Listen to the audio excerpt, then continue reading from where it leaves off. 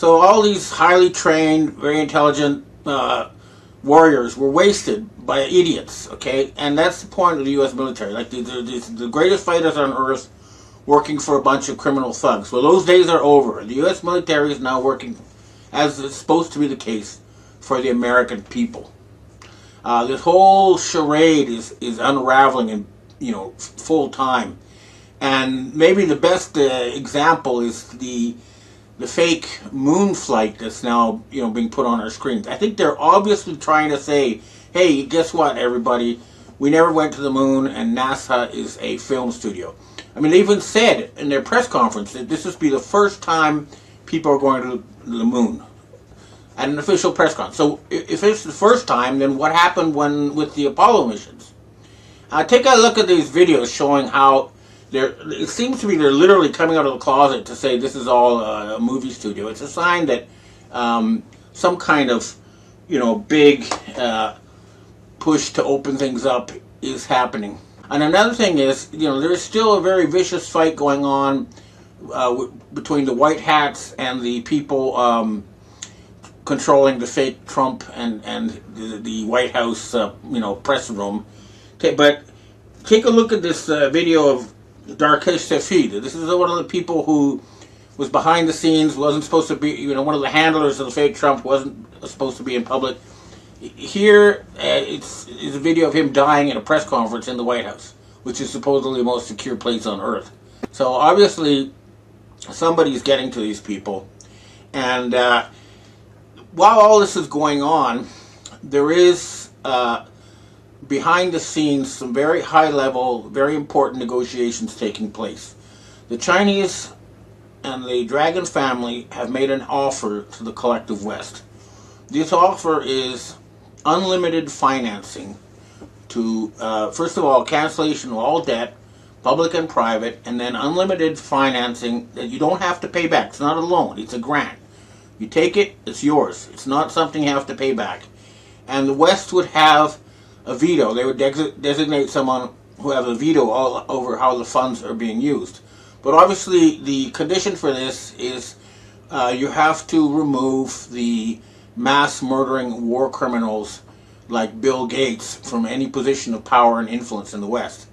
Now, Bill Gates is going to supposedly have some sort of hearing where he's going to try to whitewash the fact that he, or the collective that he is a symbol of. The funds are there, the offer's on the table, we're waiting for a response. It was sent via MI6 to the Western intelligence. I know the British are already on board, and so are the Canadians, the French, most of the West, except the group controlling the fake Trump and Israel, because they still think they're going to enslave the rest. And it's just not going to happen. And the other thing I can say is that if this agreement is reached, there's nothing to stop Israel from rebuilding the Third Temple. All they have to realize is that it's not at the site of the Al-Aqsa Mosque. That is the site of an old Roman fortress. The site of the Second Temple is elsewhere, and there's no reason why they can't build it again. But it's not going to be a temple where there are going to be animal or human sacrifices. It's going to be a place where people could go and make charitable donations. So, we're waiting. And in the meantime, if they don't take their offer, they're going to face revolution. I mean, literally, it's the farmers, for example, in Ireland who've paralyzed the country because of all the stupid policies of their leadership. Take a look at this. Ireland is paralyzed. They're going to try to call in the army, but I don't think the army is going to go against their own farmers, because they have legitimate gripes. And again, it's going to be either you accept this Dragon family deal, or it's going to be peasants with pitchforks at your gates. And the Epstein stuff is not going to go away. You're not going to be able to sweep that under the rug. That has to be accounted for. Enough is enough. But I remain hopeful that the Western White Hats will accept this Dragon family offer, and then we can start rebuilding the West and once again be able to, outcompete China and anyone else with these Zionist parasites. And this has nothing to do with the Jews, okay? We would never have lost to China. That's the story. Okay, well, that's what I have to say for myself today, this week. So now I'd like to answer questions from readers and viewers. Hi, Ben. We have our first question for today. As you said, Iran has now agreed to a ceasefire. Do you think that this is a sign confirming that the real Donald Trump is back in office and the Iranian government knows that? I don't know if the real Donald Trump is back. I still haven't seen any sign of this, but I saw what looked like the real Melania, making it quite clear she had nothing to do with Epstein or Epstein Island. And this one has never appeared with the fake Trump because she's much taller than him. But I didn't see the real Trump. But nonetheless, the people who supported the real Trump and his agenda are definitely making a move against the people using the fake Trump. And I wish them all the best, and I really hope that we see the real Trump again. Next question. Hi, Ben. If, as you say in your reports, that the U.S. and Israeli regime have lost all their air superiority and have suffered their greatest defeat in history, how are they still able to launch attacks, as we have seen just recently in Lebanon? I didn't say they lost all their air superiority. I said they lost 60% of their F-35s, which is the most powerful planes they have. So they're still able to attack Lebanon, but they're not able to attack Iran. And they're going to pay the price for that attack.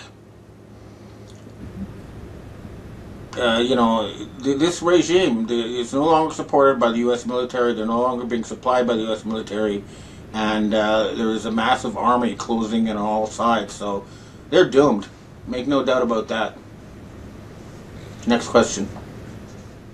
Hi, Ben. I hear one of the biggest fires ever is burning right now in Nebraska.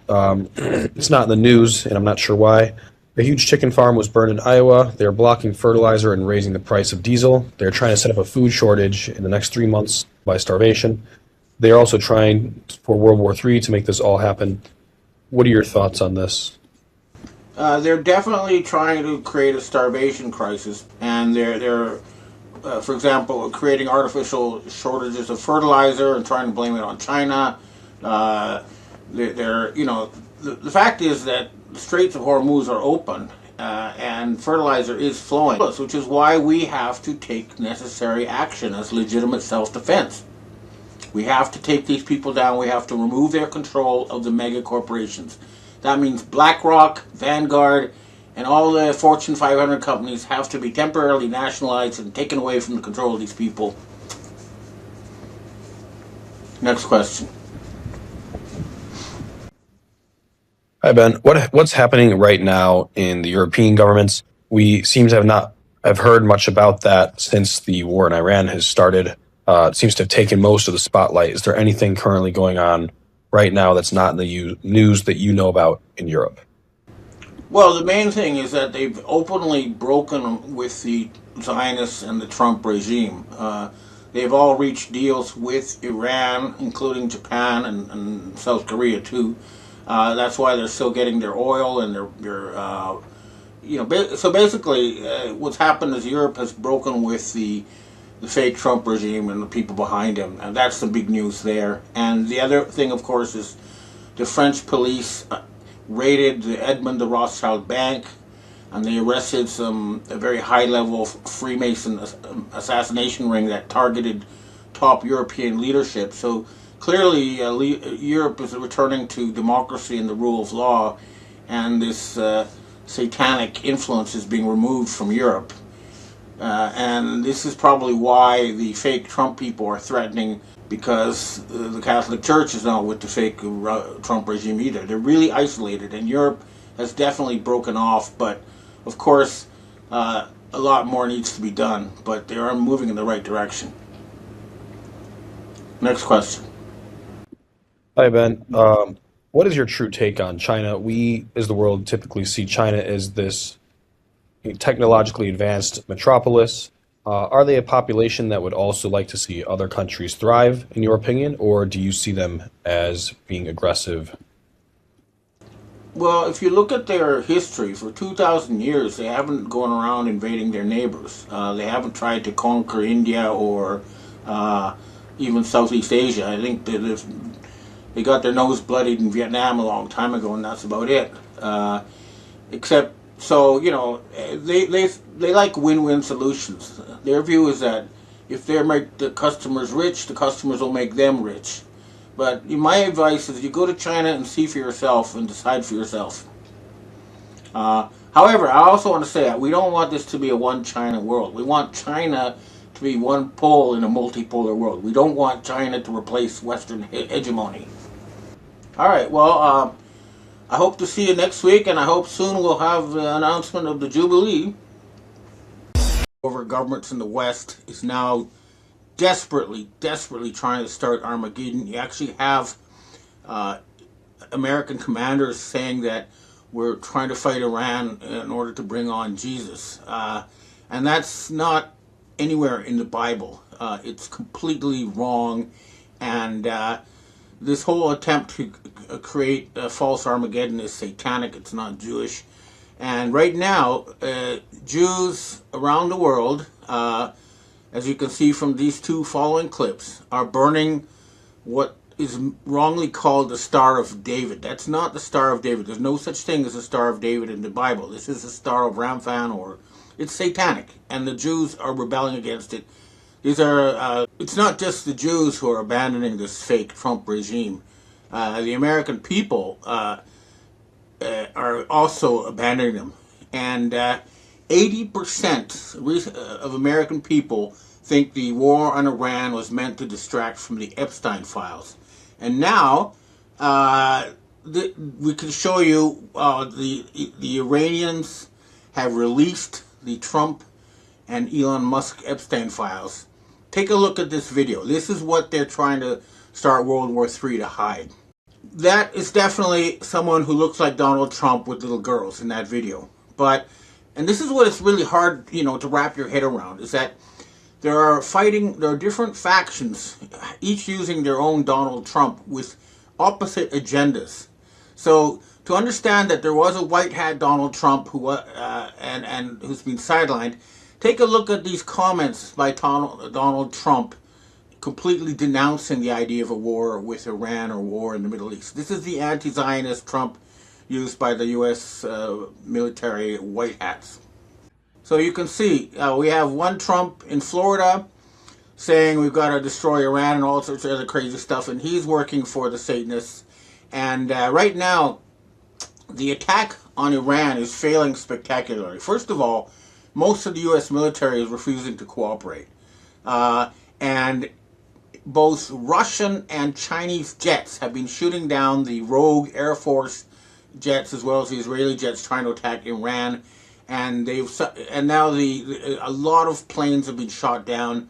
And I've confirmed with the P3 Freemasons and that the Iranian announcement that they had destroyed the fourth U.S. aircraft carrier, the USS Abraham Lincoln, is correct. So that means that they joined the Truman and the Eisenhower and the Nimitz in the scrap heap. This is what's being done. And the sailors in the USS Gerald Ford staged a mutiny because they didn't also want to be blown up on behalf of Israel. And now take a look at this, brave American military officer breaking into the Senate, a Marine veteran, saying, that's what the U.S. military thinks. And it's not just the U.S. military. Former U.S. allies are all denouncing this attack on Iran. Take a look at, for example, Prime Minister Mark Carney of Canada. This is also the governments of Belgium, Spain, the UK are also denouncing this attack. And the other thing that's happening is that these attempts by the satanic Israelis to use their false flags to try to get other countries to join the war against Iran are failing. Here in this next clip, you can see the UK Defense Ministry has said that their air bases were being attacked by drones and that the drones did not come from Iran.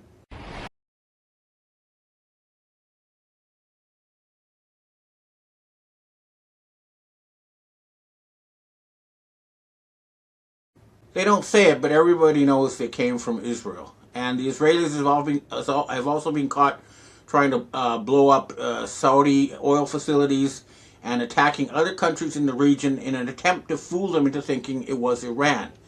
Nobody is being fooled. And they are also trying very hard. This is more censorship than I've ever seen before to try to cover up the incredible attacks taking place against Israel in Tel Aviv. Take a look at these clips of what's happening in Tel Aviv. What's going on is that we really are towards the end, and the reason for all these attacks is not just because of the release of the Epstein files and the inevitable war crimes tribunals for the mass murder of children, but it's also because the United States is bankrupt. Or should I say the Rothschild family, who own the United States corporation and use actors like a fake Donald Trump to create the appearance of government, are bankrupt. And, the United States Treasury Department has been handed documents from the Dragon family. And these documents promise to provide plenty of gold to back up the United States restored Republic of the United States, not the corporation, and to write off all debt incurred by the United States corporation. So they're offering you unlimited gold and a write-off of debt. The documents have been sent to the U.S. Treasury by the Dragon family, which is an alliance of Asian royal families. And this is the real deal. So, you people in the U.S. Treasury, you should take note, because this is the way to end this. And if we don't, China has just announced their new 5-year plan, and they're going to leave us in the dust. They're unleashing hydrogen power. They're going to have intelligent robots you won't be able to tell apart from human beings. They've already started flying cars that anybody can use without a license. So if we don't hurry up and remove these end times fanatics from control of the West, we're going to be left like backward primitives compared to the Chinese. We need to quickly set up our own future planning agency so that we can have a system of economic management that is superior to that the Chinese are using, which, by the way, they originally copied from Germany and then from Japan. And those systems were destroyed in Germany and Japan by the Zionists, but China's using it. We need to have a system that's similar to, but improved upon that one, so that we can once again outcompete the Chinese. We really need to act, and it's up to the military white hats. You need to send in special forces to Florida, and also to capture the big data centers of places like Meta and Google, who are putting out all this propaganda and trying to suppress the news. Meta's been caught using their glasses to spy on people's homes. These people should not be in control of the AI or the data centers or the internet. They are criminals and they belong in jail, not in control of mega corporations. So we have a fight ahead of us still, but it's clear that we are near the end game, and if these Treasury documents given by the Dragon family are acted upon, then the White Hats will have all the funding they need to clean up the West and set us back on a normal course of development, and have the people decide what kind of future they want, not religious fanatics. Okay, well, that's what I have to say for myself today. Now I'd like to answer questions from readers and viewers. Hi, Ben. We have our first question for today. If the KM Satanists lost their ability to print money on January 1st, 2026, how are they still in operation now? Well, I'm not sure. What's happened is that they are not able to use the money they create to buy things from the rest of the world, like oil or other products. But what they can do is they can use it to prop up the stock market, and they can also hand money to American citizens directly, but that's resulted in record inflation. So, in other words, they can use newly created dollars in very limited areas, and it's no longer working. So, for example, pumping up the stock market is no longer helping the real economy, and handing money created out of nothing to American citizens is not creating more goods, so there is inflation. So, they do have the ability to create money to use inside the United States and launder it through the stock market, but it's not working anymore. And the rest of the world has quarantined these dollars from the internationally traded dollars. That is to say, dollars owned outside of the United States have been quarantined from the new ones being created by the Zionists running the Trump show. Next question. Hi, Ben. What do you think that they're trying to hide right now with this war in Iran? Is this some sort of psyops, or is there really some sort of end goal with Iran here? Well, as I mentioned in my talk, part of it is to kind of distract from the Epstein files, but the other was to hide the fact that they are bankrupt. And they're hoping that somehow if they can start a war and destroy the world, they won't have to pay for their crimes. Uh, but that, those are the reasons. And then, of course, these people are not rational. They're religious fanatics. They think that if they can start an Armageddon, that they will bring, the Messiah. This is not rational, but these people are not rational. You can't talk to them. You can't debate with them. They need to be removed. That's all. Next question. Hi, Ben. Why was the Trump who made the strike announcement so badly lit in such a generic hat and so low resolution looking? Did he look like the guy who made the SOTU speech, or was it the real Trump making decisions in the middle of the night because he's becoming demented? If real Trump is really out of the picture, I think we're screwed. But if this is really part of the plan to cut the city's ties to the Middle East, and or the plan as has been hijacked by imposters, the Trump better make it explicit really quickly. Well, like I say, we've lost touch with the 6'3" or 190 centimeter tall Trump, who we saw running the U.S. until June of 2025, and ever since then, judging by his words and actions, the short, fat Trump, who's only 5'8", who we've seen, is not in charge of anything. He's just an actor reading scripts, and the people who are losing the control of the script, it's now been clear from the Epstein files, from testimony from people like Les Wexner, and from documents from the Epstein files, that is the French branch of the Rothschild family who are in charge, and that's why all sorts of Hollywood celebrities have fled to France. So that's where the trail leads. So what's happening is that the French Rothschilds are using a fake Trump and a limited amount of bribed Air Force officials to try to start World War III, and they're failing.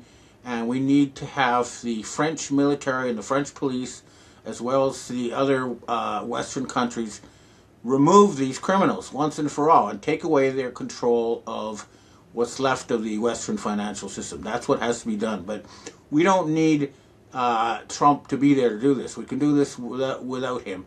There are plenty of smart people in the military who can take action.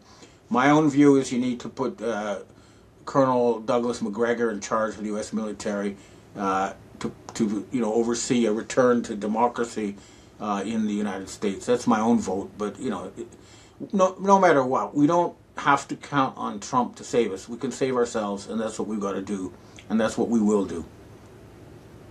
Next question.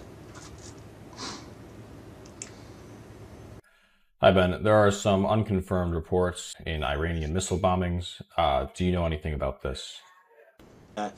Say this, I'll ask around, but the important thing is that as long as there's a group that can put a computer graphic Netanyahu or a real Netanyahu on our screens and make it look like he's in charge of Israel, it's not over. Personally, I'd like to see the real Netanyahu face war crimes tribunals and have the whole world, see that he is justly punished for his crimes. But again, when he disappears completely from our screens and the Israelis formally announce they have a different leader, then it's over. Until then, it doesn't matter if because they keep just putting one actor in after another playing the same role. So until that actor is removed and the whole script writing team is removed, it's not over. So when we see a new, basically what we're waiting for is the announcement of the end of Israel and its replacement with the multinational, multi-ethnic, multi-religious state of Judea. Then it will be over. Next question. Oh, by the way, and then they can rebuild the third temple, and they can do that without destroying the dome, the mosque of the dome, because that Wailing Wall is not where the original temple was. That was a Roman fortress. So they can build a third temple without destroying the mosque of the dome. And they should do that, but only after Judea is established and Israel's removed. Next question. Hi, Ben. We have our last question for today. Many proponents of this U.S.-Israel war against Iran argue that a majority of Iranians inside of Iran and around the world want regime change and want the U.S. to invade and force regime change. Have you any insight or inside info on this claim? Just seems to be another story to try and attempt to justify this unprovoked attack, mass casualties, and a justified war. I have my own direct Iranian sources, and they make it clear that the regime is very popular, and attacks against them have just unified the country. And people who actually go there say it's quite prosperous. In my Monday report, I'll show you something from a CNN correspondent who's there, who says that there are no bombs, there are no gasoline lineups, groceries are available, and life is going on as normal. So I think anything you see in the Western corporate media about Iran is 90% not true. One day I'd like to go myself in person to Iran, though, to see with my own eyes. Hopefully I'll be able to do that soon. Okay, well, that's what I have to say for myself this week, and I hope to see you again next week. Hello Patriots, I'm at Restored Republic via a GCR updates compiled by Judy Byington. The Brunson lawsuit centers around the certification of the 2020 presidential election and the actions of hundreds of elected officials who allegedly failed to uphold their oath to defend the Constitution. The case names 387 defendants, including Joe Biden, Kamala Harris, Mike Pence, and hundreds of members of Congress. According to Brunson, approximately 145 members of Congress, led by Senator Ted Cruz, requested a 10-day delay to investigate allegations of election irregularities before the electoral vote certification proceeded. The lawsuit argues that refusing to investigate those concerns before certifying the election represented a violation of the constitutional oath of office sworn by federal officials. President Trump's global military alliance has been in preparation for this for years, constructing secure satellite networks and communication lines.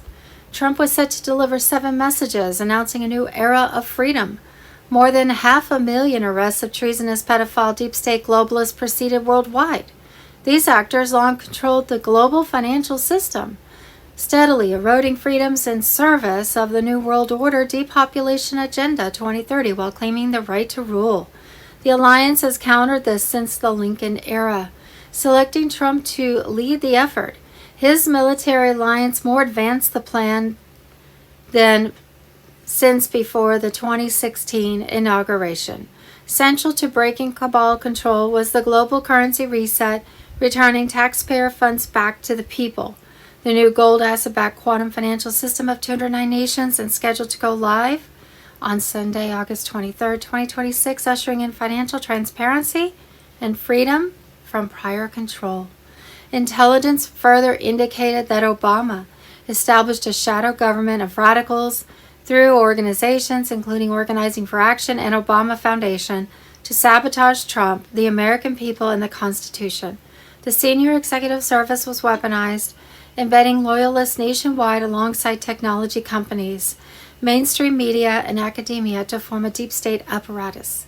Democratic Socialists of America members have pledged allegiance to the Chinese Communist Party and received preferential treatment in China, with leadership openly favoring socialist models. Trump has expanded operations targeting protest funding networks linked to Cuba, while mass arrests involving high-level figures continue.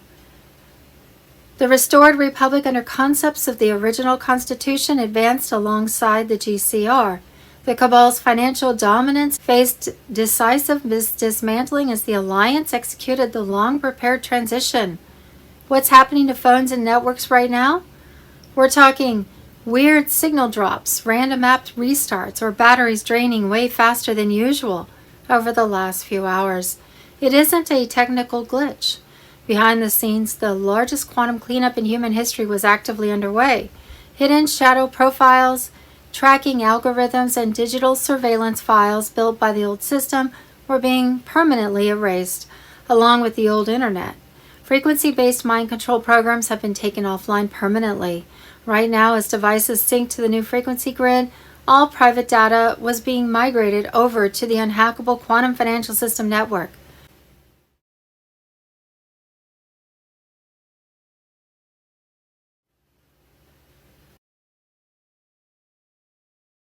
Global Currency Reset. Friday, the 14th of August, 2026. It's official. Redemption centers will start processing live appointments in accordance with full GASARA protocol during the first week of September 2026. The schedule is already being filled with authorized Tier 4B participants, according to sources within 2 U.S. NASARA. Bruce, The Big Call, Universe 777-01866. Bruce said 3 of his really good sources said something major was going to happen on Monday 5th, 10th, and Sunday 16th of August.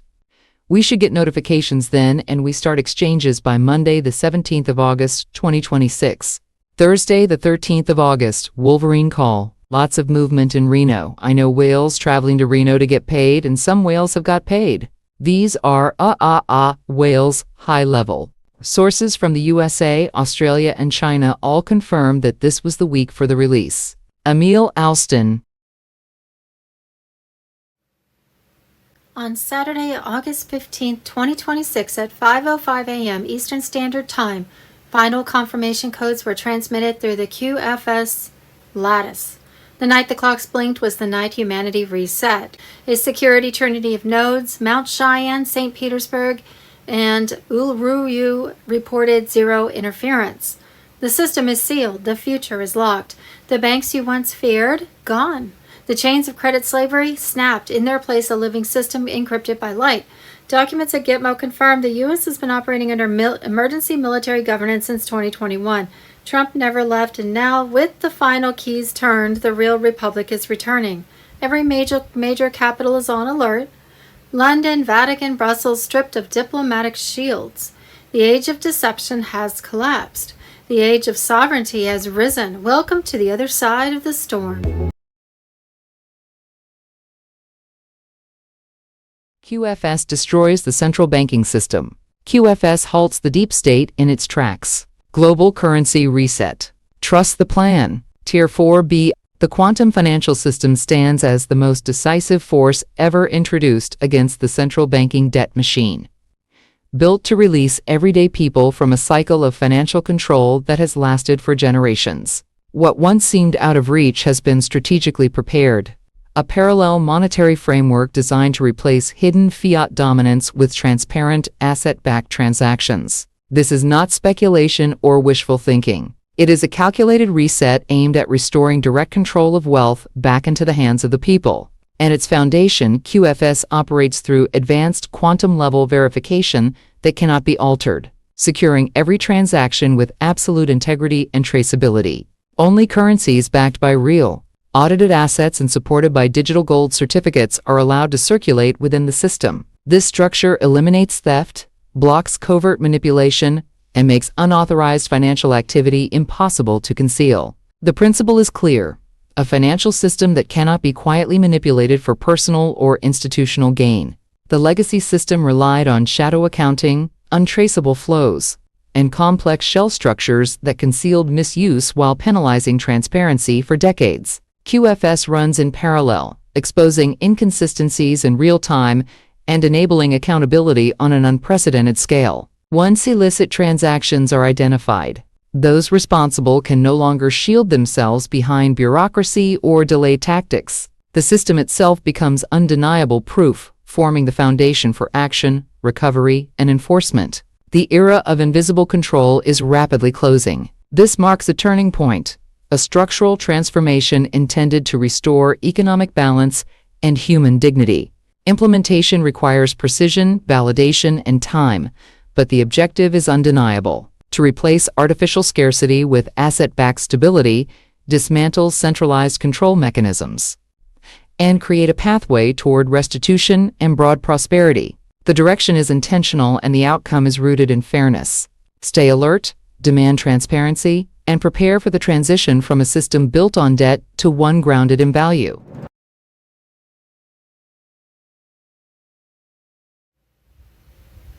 Saturday, August 15th, Global Financial Reset Bombshell, QFS, RV, asset-backed currency, and tariffs. Breaking special report. Experts unpack the global financial reset, sovereignty, QFS, the RV, asset-backed currency, tariffs, energy abundance, and the proposed transition toward a new financial system. The global economic landscape is undergoing what many observers describe as a profound transformation. In a recent discussion, John Michael Chambers, Will Barney, Captain Rob Cunningham, and Dr. Scott Young examined how economic policy, technology, and national sovereignty could converge to challenge the existing fiat financial system. A central argument is that sound money requires national sovereignty. The panel believes restoring constitutional government, securing elections, and reducing private financial influence are necessary foundations for a transparent sovereign monetary system. Energy is another major piece.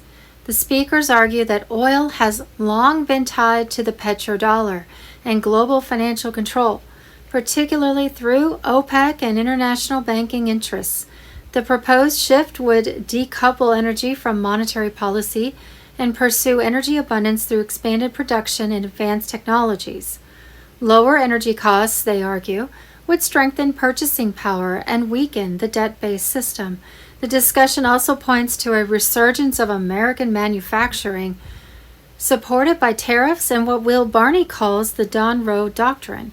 Instead of relying primarily on Federal Reserve money creation, the strategy would attract global investment into American factories, infrastructure, and technology.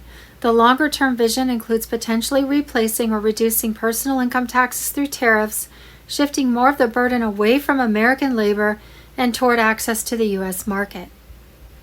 At the center of the proposed transformation is the quantum financial system.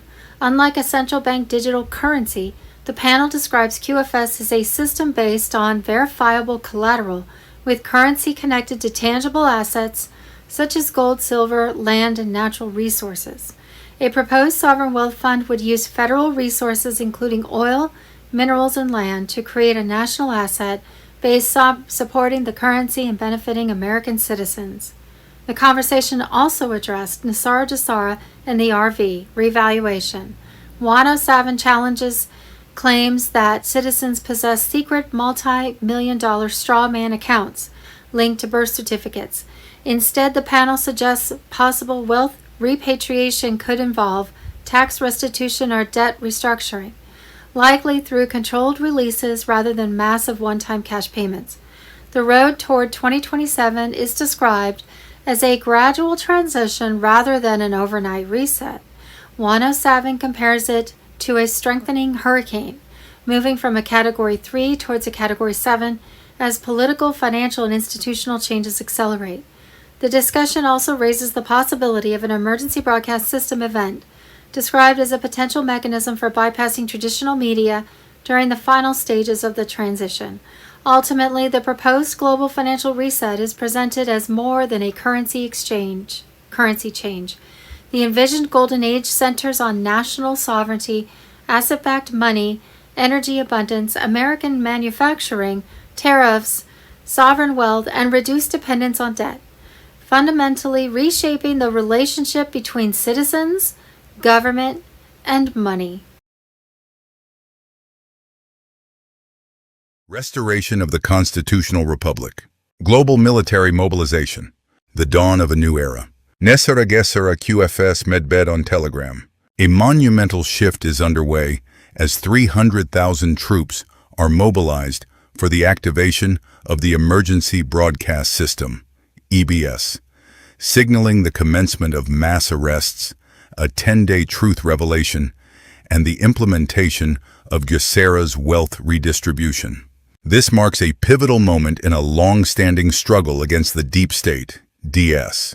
Under the guidance of Donald J. Trump and an international military coalition, efforts to dismantle the DS and free humanity are entering a crucial phase. Current developments. The deep state's downfall. Recent intelligence indicates that January was a critical turning point, with February witnessing significant advancements. Military insiders confirm the completion of Phase 0, effectively cornering the DS's loyalists and dismantling their networks. Desperate attempts by the DS to instigate conflicts, economic crises, and health emergencies have been thwarted. Military operations. Targeting deep state strongholds. The scale of military operations has escalated dramatically, with forces conducting raids on DS facilities worldwide.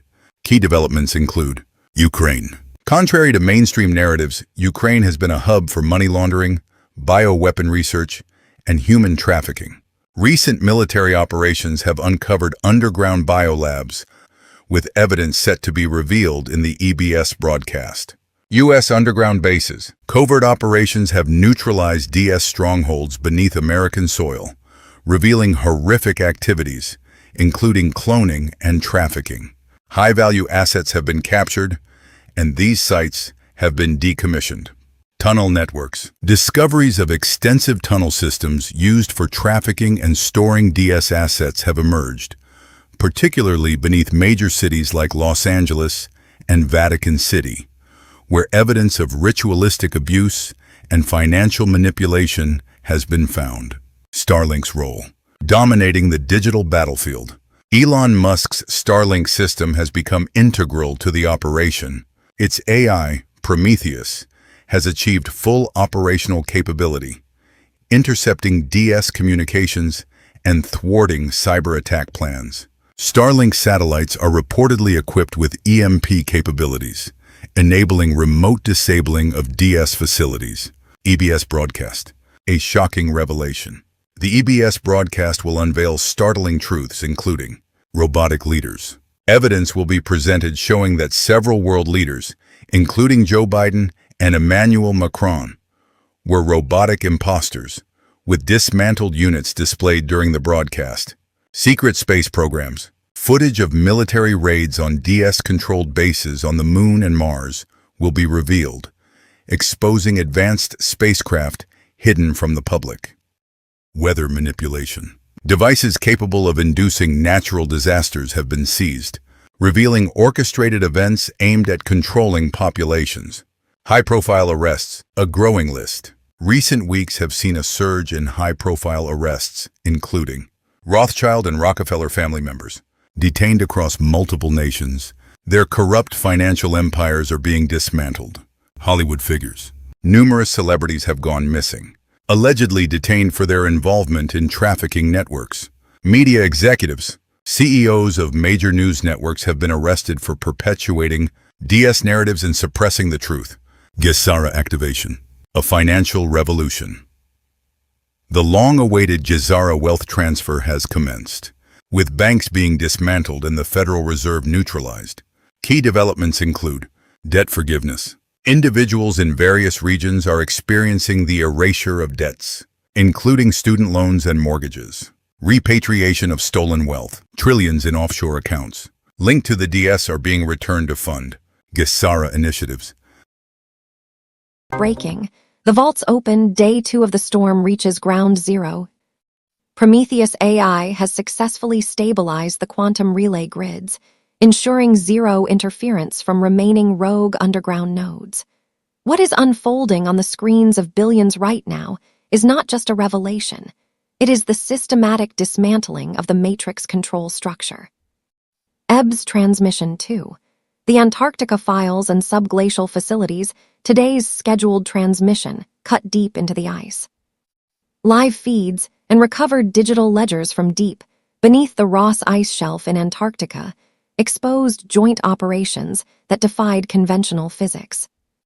Broadcasted evidence revealed massive subterranean complexes utilized for multi-decade classified projects, including advanced energy and gate tech, documented blueprints and operational footage of interdimensional frequency generators designed to manipulate planetary resonance fields. The Chronos archives, physical data drives recovered from Station Vostok detailing historical reality manipulation and timeline stabilization experiments conducted since the mid-20th century. The continuity protocols. Encrypted comms proving how international factions planned generational survival bunkers while orchestrating above-ground resource scarcity. Starlink override. Quantum truth verification active. With the mainstream media networks permanently neutralized, the Prometheus command grid has deployed real-time cryptographic watermarking on all data streams. Every document, video, and audio recording is instantly cross-referenced against the Akashic QFS ledger, verifying 100% authenticity before hitting public screens. No deepfakes. No counter-narratives. Pure, unadulterated reality. Phase 3. Global asset seizure and technocratic neutralization. As the military tribunals continue their second rotation, Alliance Special Forces have locked down major data processing hubs in Zurich, Geneva, and Silicon Valley. Over 12,000 algorithmic control units and synthetic intelligence servers, responsible for predictive behavioral steering and digital censorship, have been permanently wiped. In tandem, financial reconstruction teams have initiated the rollout of sovereign identity tokens. Biometric verification centers are operating 24/7 across North America and Europe, processing citizen onboarding into the quantum financial system, QFS, with zero friction. Jasara Phase III. The global energy grid reset. The energy monopoly has officially fallen. Centralized utility grids are being transitioned to free energy resonance generators, unveiled in newly released Tesla patent archives. Zero-point power. Public utility meters are being remotely recalibrated to zero, permanently ending household energy bills worldwide. Infrastructure decentralization. Localized quantum nodes are now autonomously managing water, food distribution, and municipal logistics without bureaucratic overhead. Incoming broadcasts. What comes next? Full confessions from synthetic and cloned political stand-ins, detailing the replacement protocols of the late 20th century unedited documentation of the covert space fleet operations, and the dismantling of orbital weapons platforms. Direct testimonies from whistleblowers within the pharmaceutical command structure regarding the final public disclosure regarding extraterrestrial diplomatic accords and open integration timelines. The veil has worn thin, the illusion is dust. Stand firm in your sovereignty. The dawn of a restored Earth is here.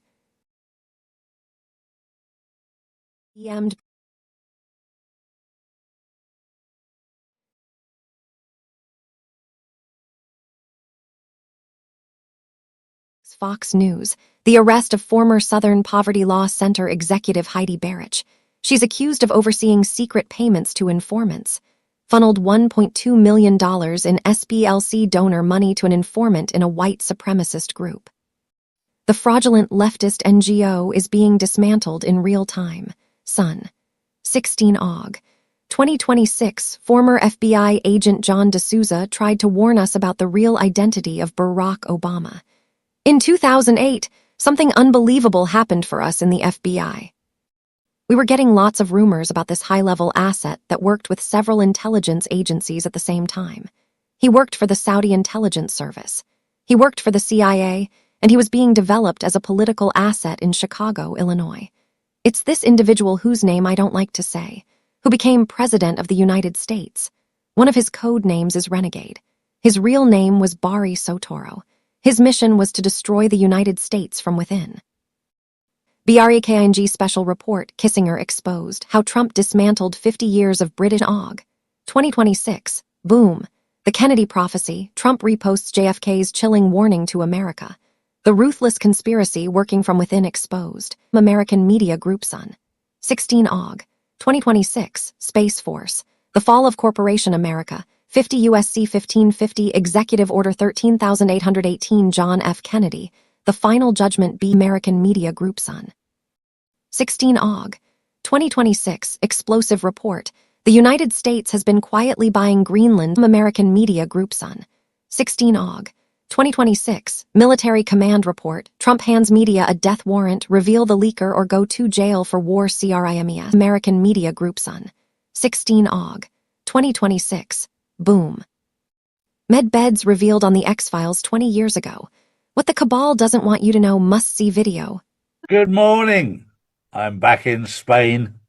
It's the 17th of August 2026. So much is going on. So much is in plain sight. It's there for you to see, if you want to see it.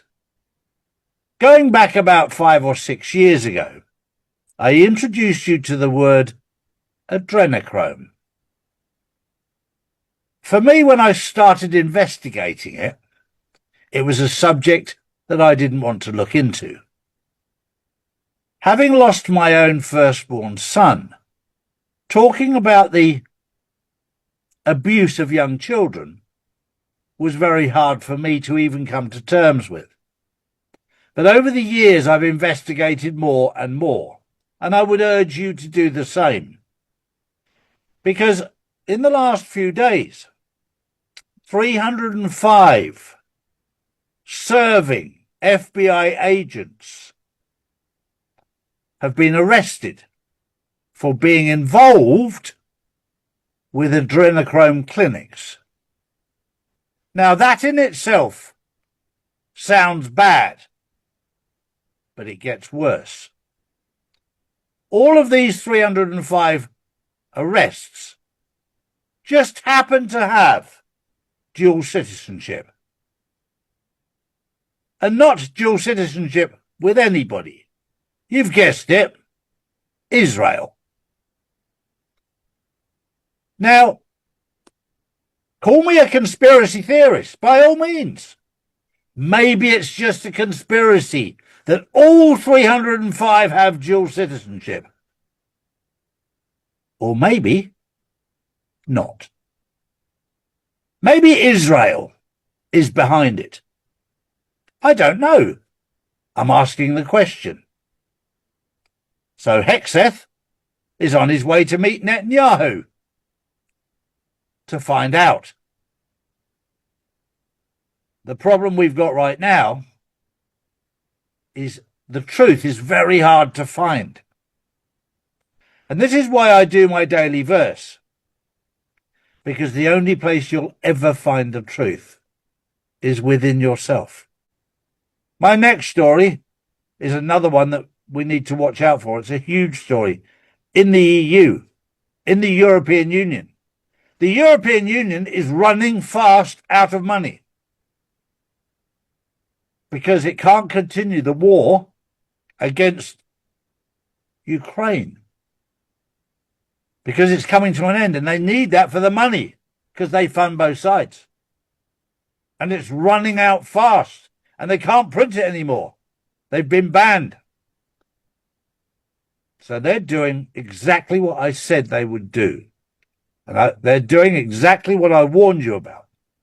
There's a 500-page document out this weekend describing how they will remove 90% of your wealth by a wealth tax. Are you awake yet?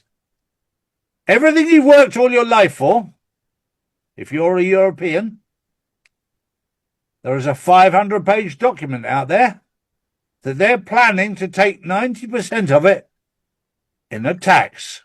Remove everything that you've earned. They'll leave you with 10%. That's kind of them, isn't it? They need it to fund themselves. It's time to wake up and see what's going on in the world. I went through a number of airports yesterday. I left Singapore directly after the Insiders Club. I flew to Dubai. I went through the airport. I went from Terminal 3, where I came in with Emirates, to Terminal 1, where I flew into Istanbul with Turkish Airlines. And then I flew from Istanbul back into Malaga.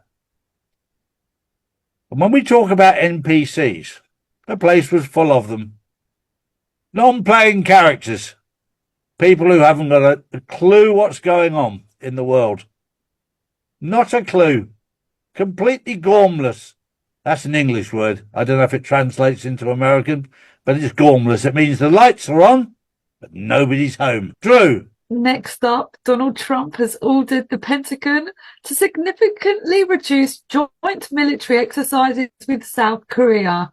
Trump says the drills are too costly and send the wrong signals to North Korea, while again pointing to his relationship with Kim Jong-un.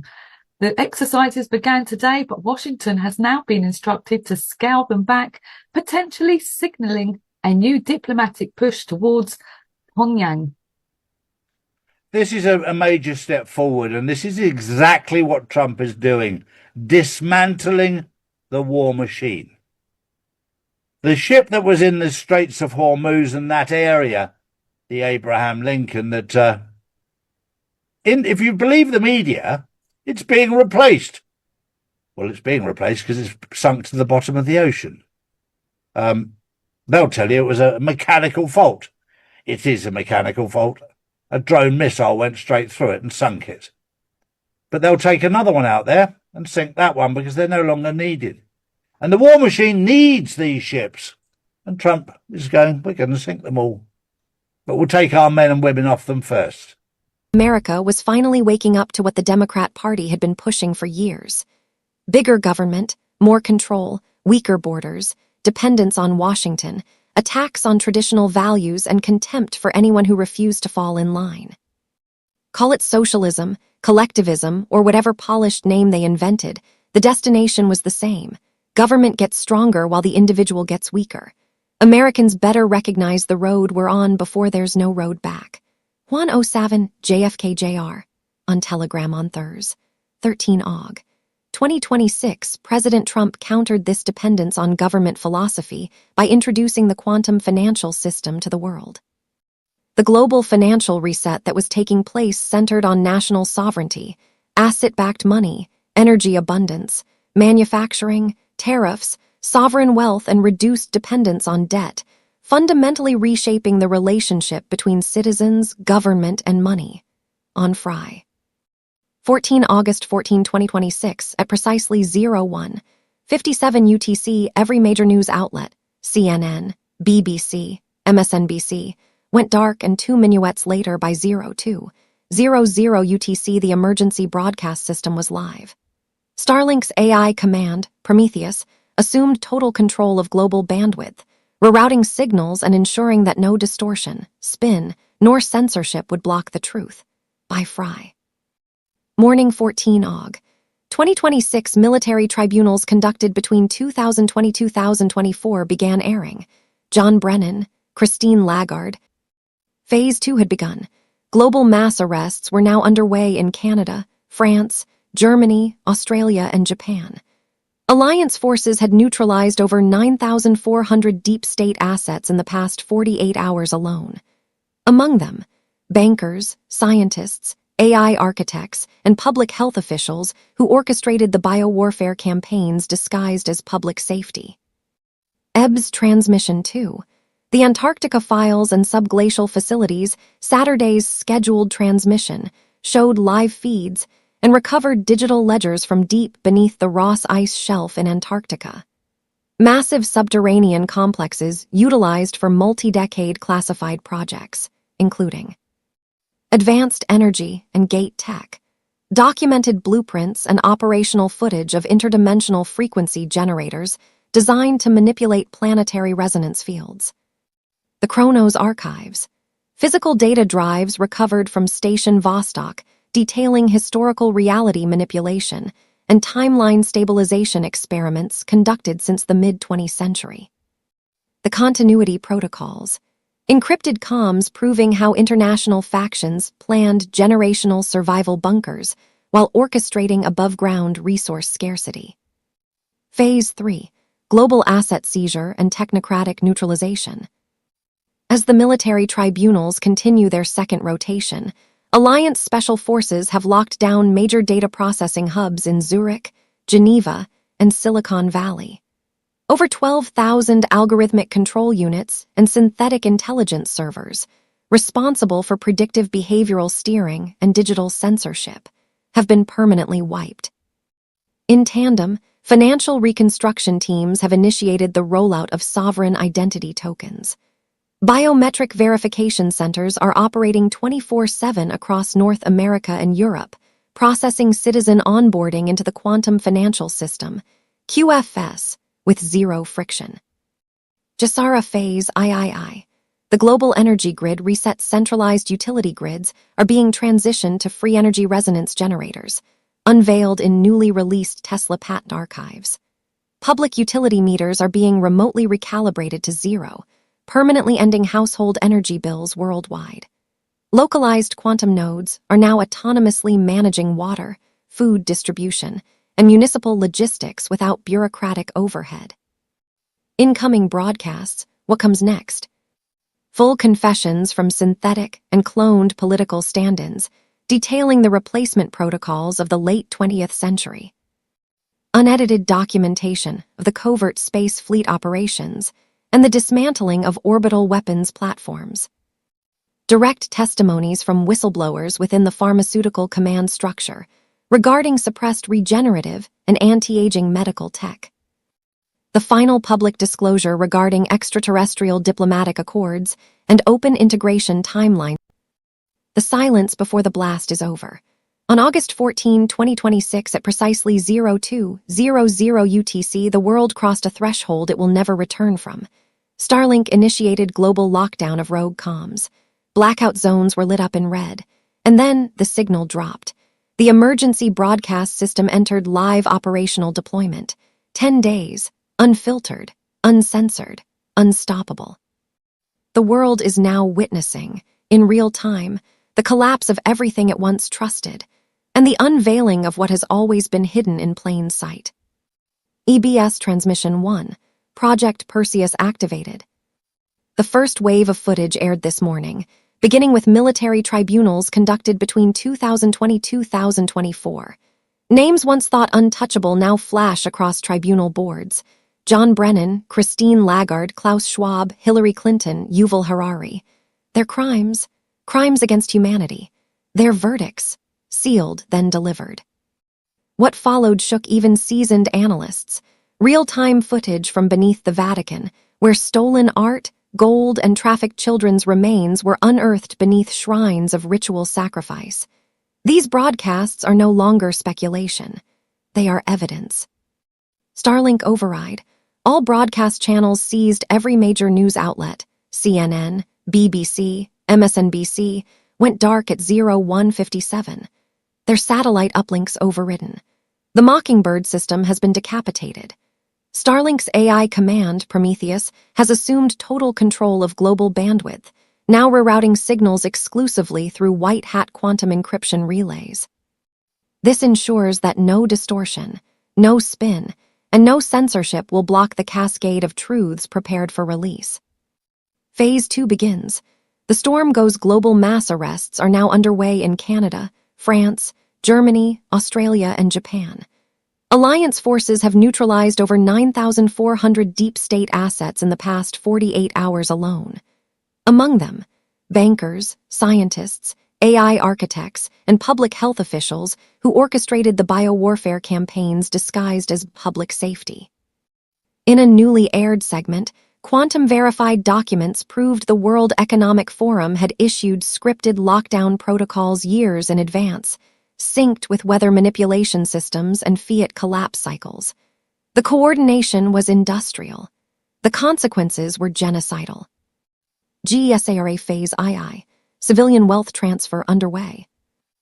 Newly digitized, gold-backed funds are being injected directly into QFS-verified accounts.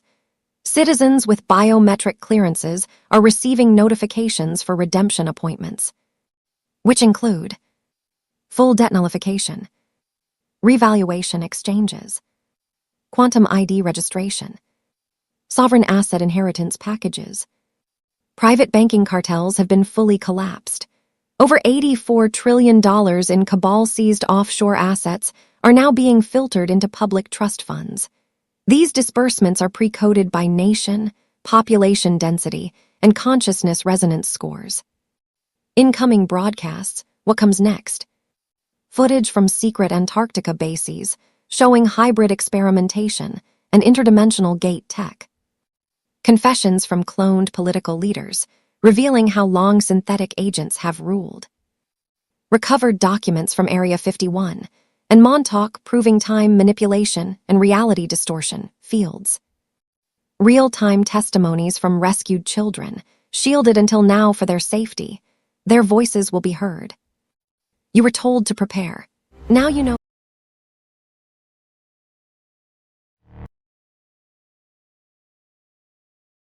Fox News. Treasury Secretary Scott Bessent confirms $1 trillion in gold at Fort Knox. The gold is still there. Treasury Secretary Scott Bessent has delivered a massive confirmation that shatters decades of deep state and globalist claims about Fort Knox. Over $1 trillion in gold is present, accounted for, and fully secured at the legendary vaults. Rumors that the wealth of the American people had been stolen, leased out, or replaced with tungsten have been destroyed. In alignment with President Donald J. Trump's America First vision, Bessent affirmed the gold remains intact. Discussing Trump's deal-making, Bessent declared success comes always, always, always. This marks a major reclamation of American sovereignty. Bessent reviewed U.S. currency history, noting silver certificates and notes once backed by physical gold and silver. The 1970s shift to fiat currency ended the requirement to hold metal in vaults. Any remaining outstanding gold or silver certificates still have their physical backing at Fort Knox, ready if claimed. Treasury staff and the treasurer have inspected Fort Knox. Bessent reported all gold is present and accounted for. The United States holds the world's largest gold reserves, valued at over $1 trillion at current prices. Additional gold arrives through recovery efforts from Venezuela, strengthening national holdings. This confirmation acts as a powerful shield against globalist agendas, seeking a cashless digital system that would give elites total control. By securing and expanding the physical gold reserves, the Trump administration builds a fortress of real wealth around the American dollar, moving away from the debt-backed fiat system of central bankers. The United States stands with confirmed reserves exceeding $1 trillion, guarded by U.S. Mint police and Army personnel. Venezuelan gold recovery continues. Paper-based elite systems backed only by debt weaken as physical gold reclaims its role. Retirement savers facing inflation, debt, and uncertainty find this confirmation relevant as many examine precious metals for diversification. Tangible assets rooted in gold and silver draw growing interest for long-term stability. The gold is there. Patriots control the vaults. And here's another warning for Europe. Well, you already know. Remember I told you that they were going to nuke Ukraine. And now they have discovered the drones hitting Ukraine are filled with uranium. And so they're slowly irradiating Ukraine. They also found drones in Germany, in Leipzig airport, from Russia, filled with weapons. Now, there's also intel that Russia and Belarus are planning to invade Estonia. They're going to test NATO. They've already tested off the coast of UK. They've been firing weapons off the coast of Russian ships off the coast of UK a few weeks ago. And guess what? The UK did nothing. They looked at them and did nothing. A missile hit Poland last week and killed 2 children. Poland did nothing. Do you understand? Yeah, It's against it. A couple of things going on. First of all, my listeners know, and maybe yours do from being on your show, for several years now, I've been saying that the gamma rays that are bombarding the Earth are causing the magma to rise to the surface, melt the rock, make the tectonic plates slip. And that's what's going on. Okay, so it is a natural event that is occurring across the Earth. However, there are EMP weapons that are being used by, let's say, nefarious governments that are pushing it over the edge. So in effect, it is a natural event with a an unnatural enhancement. So in other words, they're escalating it. They're trying to pick up the event to happen sooner. Yes, but here's what happens. Once that process begins and these tectonic plates start slipping, they affect each other. So there's no longer a need for EMP or artificial electromagnetic pulses to push it because it's naturally now slipping. So what I was told was there's a convergence going on the West Coast between the San Andreas Fault, the Juan de Fuca Fault, and there's another fault in the Mojave that is helping slip the San Andreas Fault. And I was told that within 3 to 6 months, there's going to be a gigantic quake, especially in the southern part of California. But there will be effects across the entire West Coast from Mexico to British Columbia, including volcanic eruptions and so on. And it's going to be quite devastating. It'll be well over a 7, possibly an 8 or even more. There will be complete devastation. The American government is not capable of helping so many millions of people simultaneously. So I warned people a long time ago to get the heck out of the West Coast. If you wait till it happens, you're not leaving. You're going to leave, but not in the way you want to leave. So in other words, your message today is leave the West Coast now. At the risk of making, a public catastrophe of billions of people leaving and going east, let me tell you something. You need to at least get away from the San Andreas fault line. You need to get east of the San Gabriels, at least that. And if you live in the Pacific Northwest, and it could be at any moment when that's happening, there's already quakes occurring off the coast of Vancouver Island almost on a daily basis at this point, and they're getting bigger. Look at Yellowstone. Yellowstone is quaking pretty much on a daily basis. The geysers are going off in crazy directions. The ground is heating up, and there's a Maine Coon kitten here, which is the size of a panther. And so not only that, it's also affecting the St. Lawrence Seaway fault line that leads into the New Madrid fault line here in the Midwest. And that's been going off on a daily basis. This past week, last month, we had an earthquake underneath Lake Michigan. Now they're saying, well, we don't understand what's going on in Lake Michigan because no fault line there. But I told people months ago that they have discovered gigantic holes at the bottom of Lake Michigan, literally hundreds of them, not mapped, and crevasses across the bottom of the lake, never mapped or investigated. And I was told by a physicist who worked in, a laboratory in New Mexico, I'm not going to identify it, and it said that these were actually tubular magma vents from Yellowstone that reach all the way across to the Great Lakes. Jeez. And yes, people don't understand what's going on under the ground. You even know where you live. There are a lot of earthquakes that never happen. We've never in my entire life experienced an earthquake except for the last few years. We've had like 4 or 5, which is insane. I've never had an earthquake. I've never felt an earthquake in my life in El Paso. I felt one in Costa Rica, and I think I felt one in California one time, but never in my life have I ever felt an earthquake in El Paso, and it was strong. I mean, The whole house was shaking. I was like, what? Am I actually in an earthquake in El Paso? Yes, and that's going to continue. That's going to continue. It's also going into New Mexico, by the way, like around the southeastern part of New Mexico is quaking as well. Now, some of it is also affecting what's going on in Oklahoma.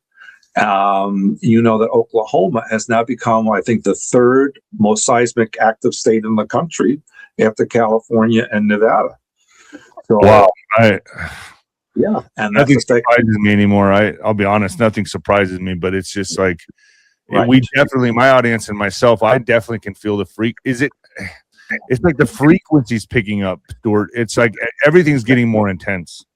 Yeah, and that's from the gamma waves, the CMEs from the sun, and the EMPs that are being generated look, they told me this.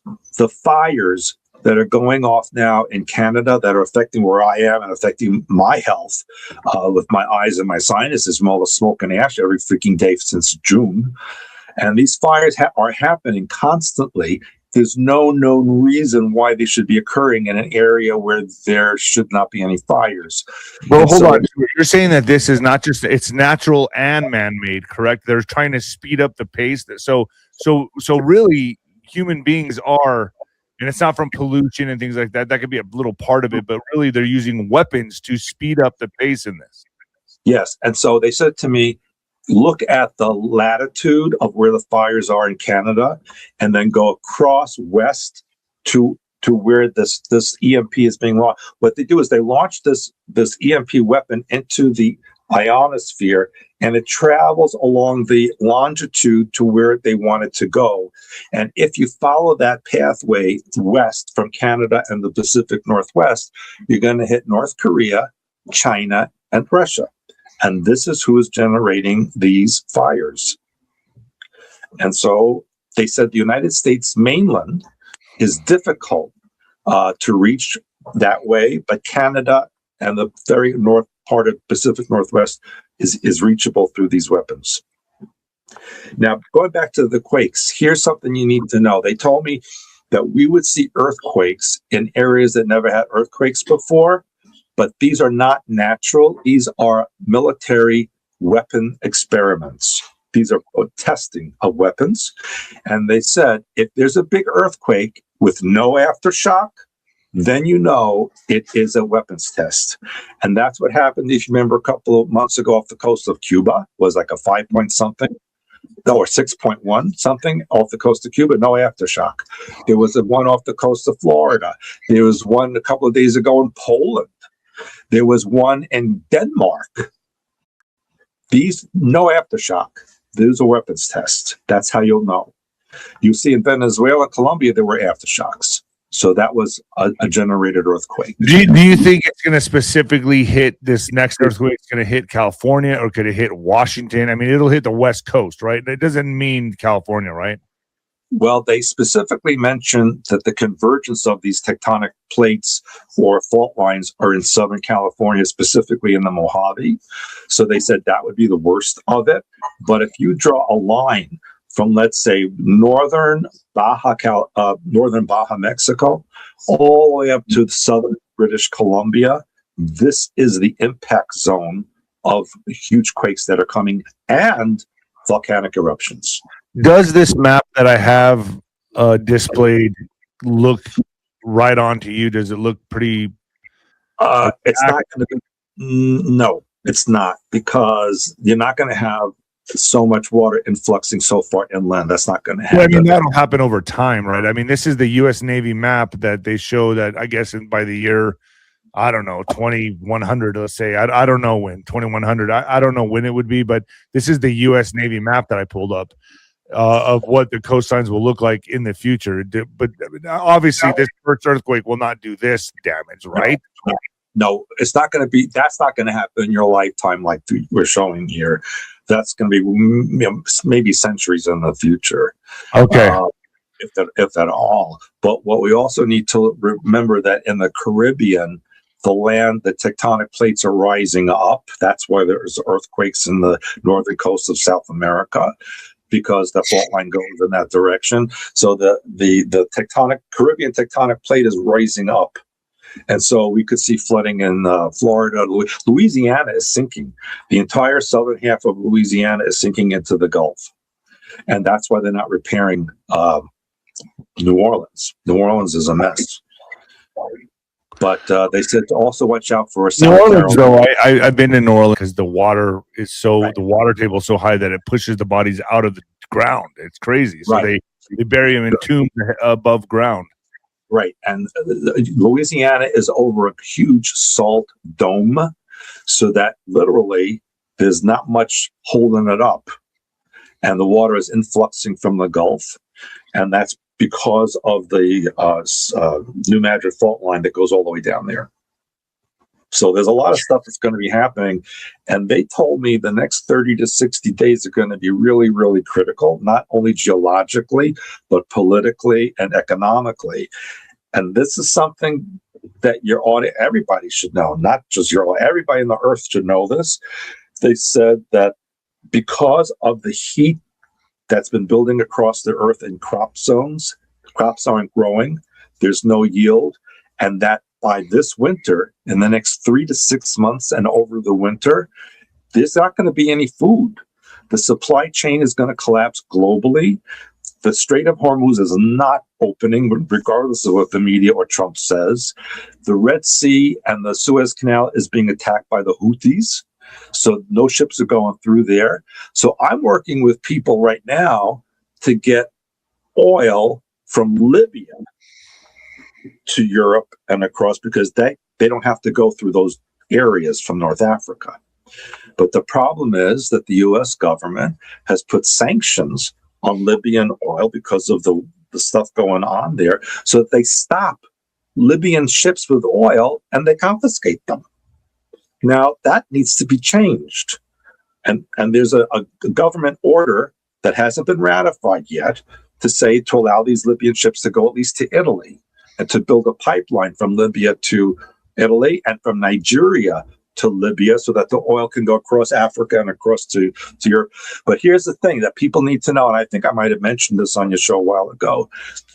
Europe has like 14 days of jet fuel left, and then there's not anymore. 14 days?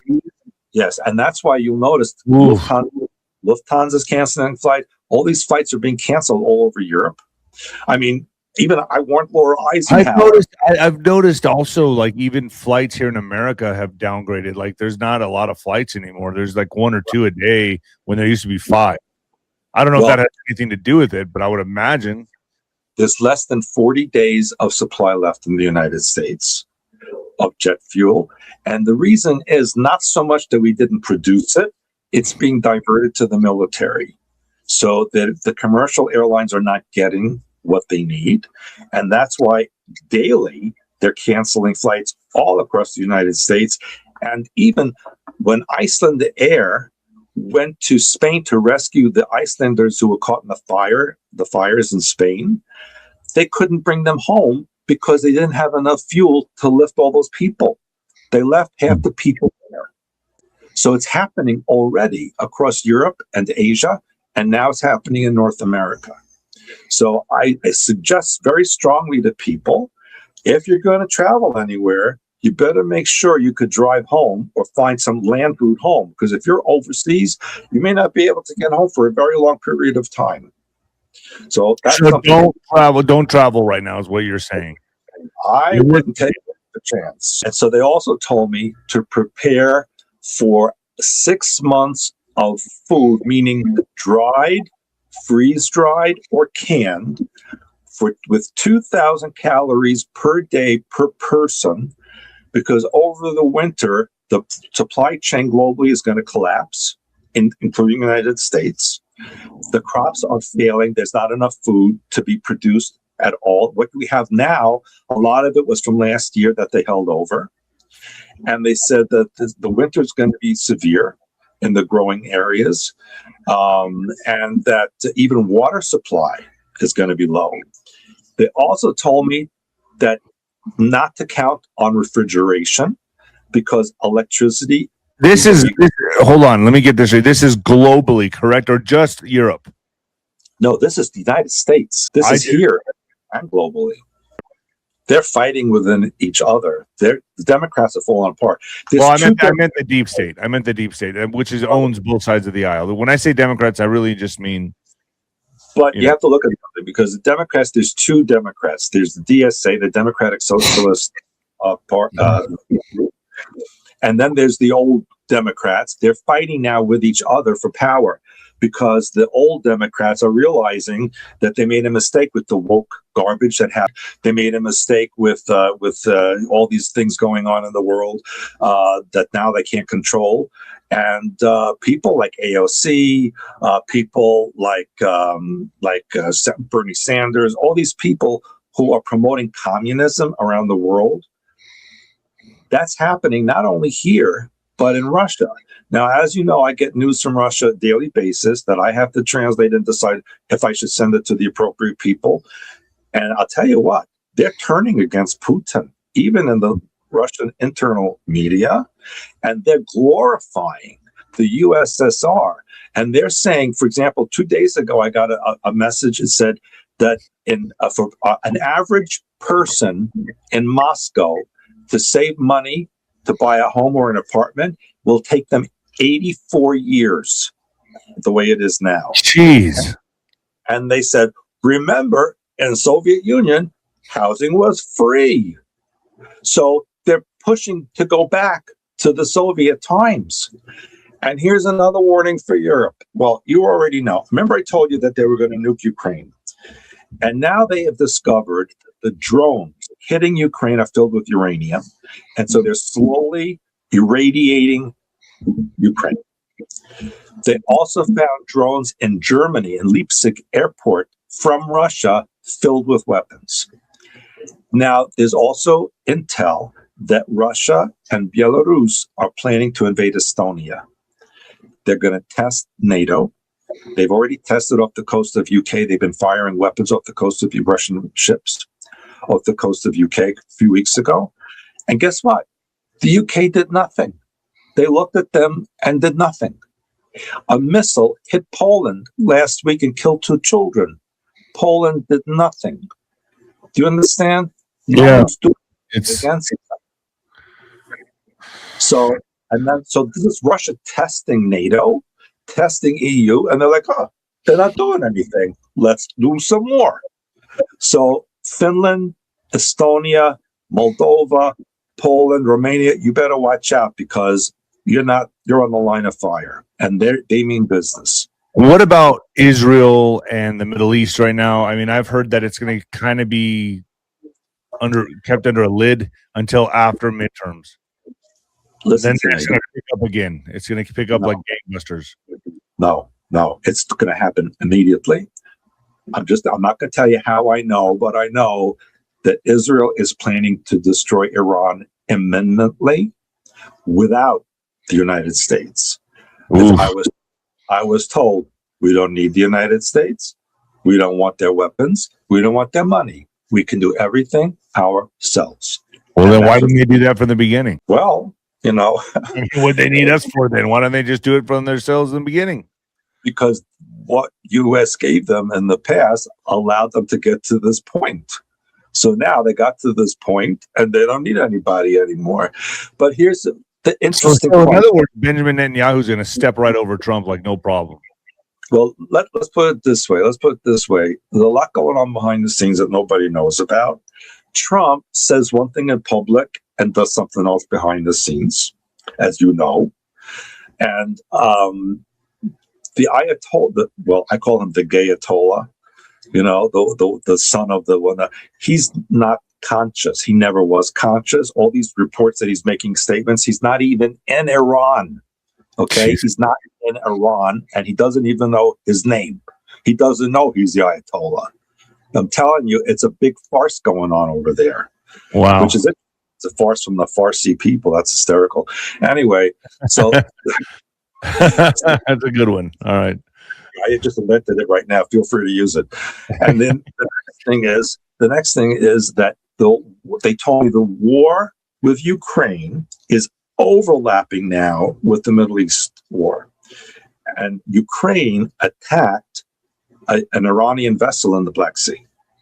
So now so Iran said, now we're going to attack Ukraine and any European country that helped them. Turkey is in big hot water because they are two-faced. They talk to Trump, but they also talk to terrorists. And so there's going to be a big problem with Turkey that you will see. There's going to be an issue with the Palestinians, as you will see also in the next 30 to 60 days. They told me the next 30 to 60 days will determine the status of World War III and the outcome for the Earth for the next 3 to 4 years. That's So what in I was other told. words, as we go into fall, fall's always like a crucial time, isn't it? Yes, yes, but it's also the Jewish holidays at that time. And that is a very energetic time period for what the Israelis are going to be doing. So I would say look towards that middle to third week of September for some very serious action going on in the Middle East. The other thing is that I mentioned to you earlier about the oil going from Libya to Europe and elsewhere. And there was a candidate for Libyan prime minister that I was working with and promoting to U.S. government.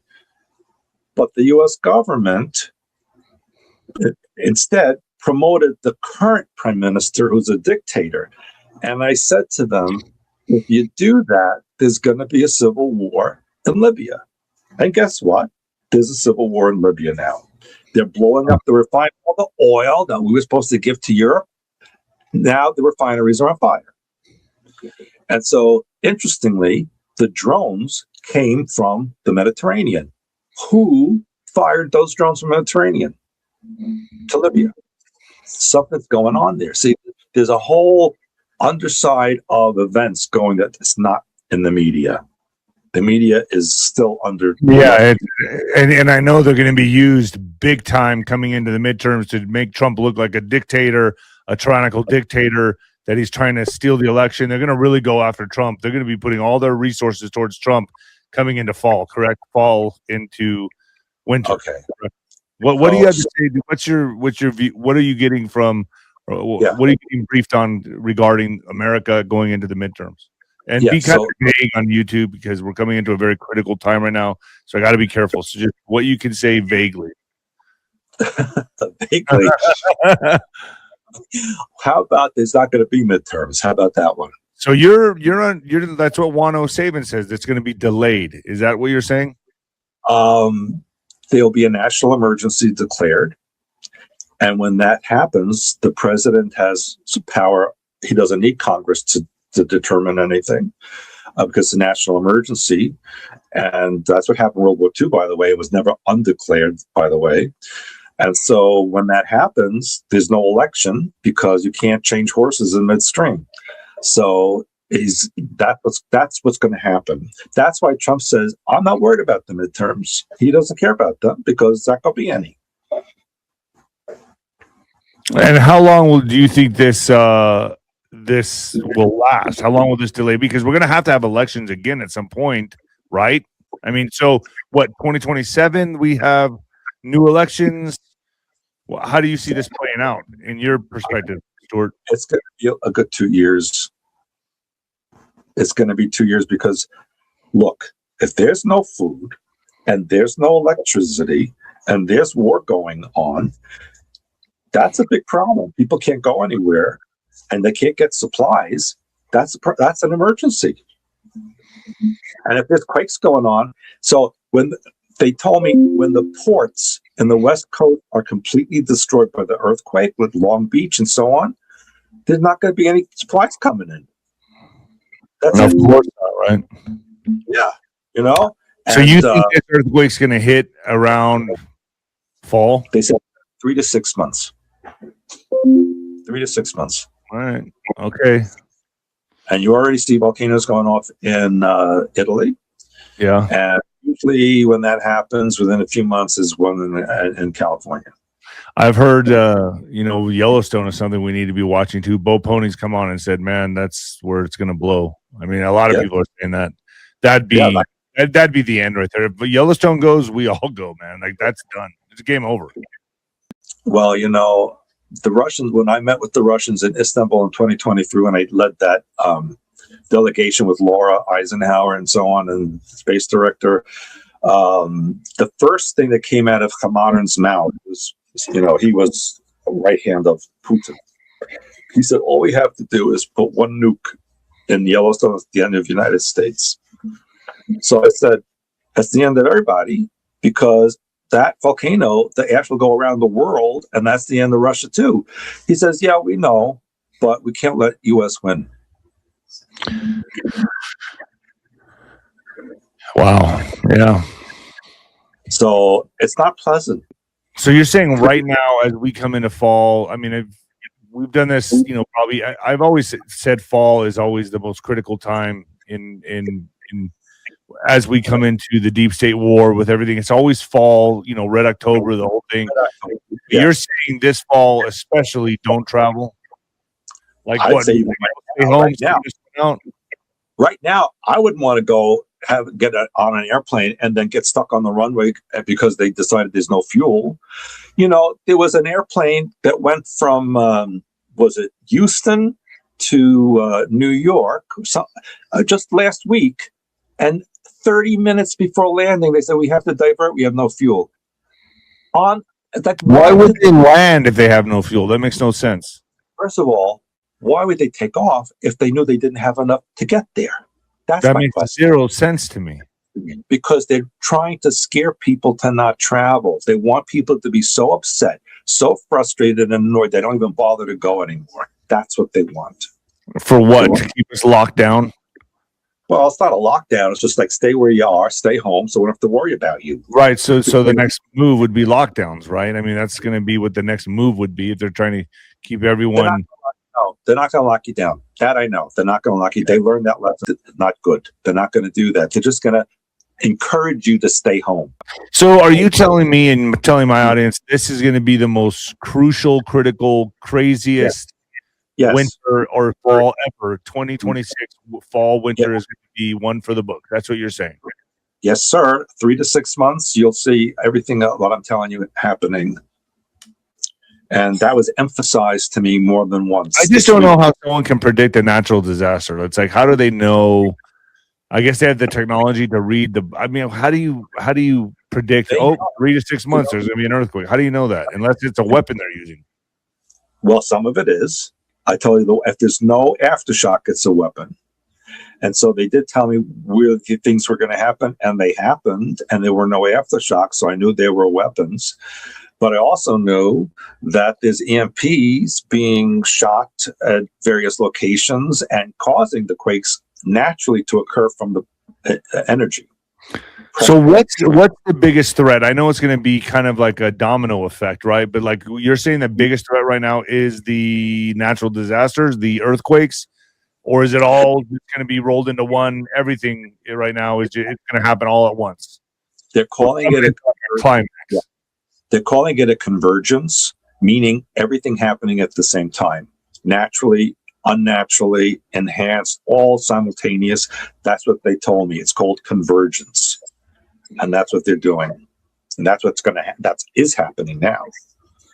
Even the animal behavior, all these shark attacks, alligator attacks, deer attack, the animals are going nuts because of the electromagnetic frequencies shifting, and they don't know what's going on. They can't find food either. That's all the animals are going nuts. And look at all these people, humans killing their wives, their children. Oh gosh, I'm seeing. There's one on Court TV right now. I forgot who it is. Every day. Yeah, it's insane. People are just acting so neurotic, erratic. I'm witnessing it in my own family, man. Like it's crazy. Like what I'm seeing. Like it's just like people are not the same. And I wonder, I put something on X the other day, a few days ago. I said, what I remember in the 1980s to now, well, first of all, they're in the sky, but also, the sun used to be yellow, Stuart.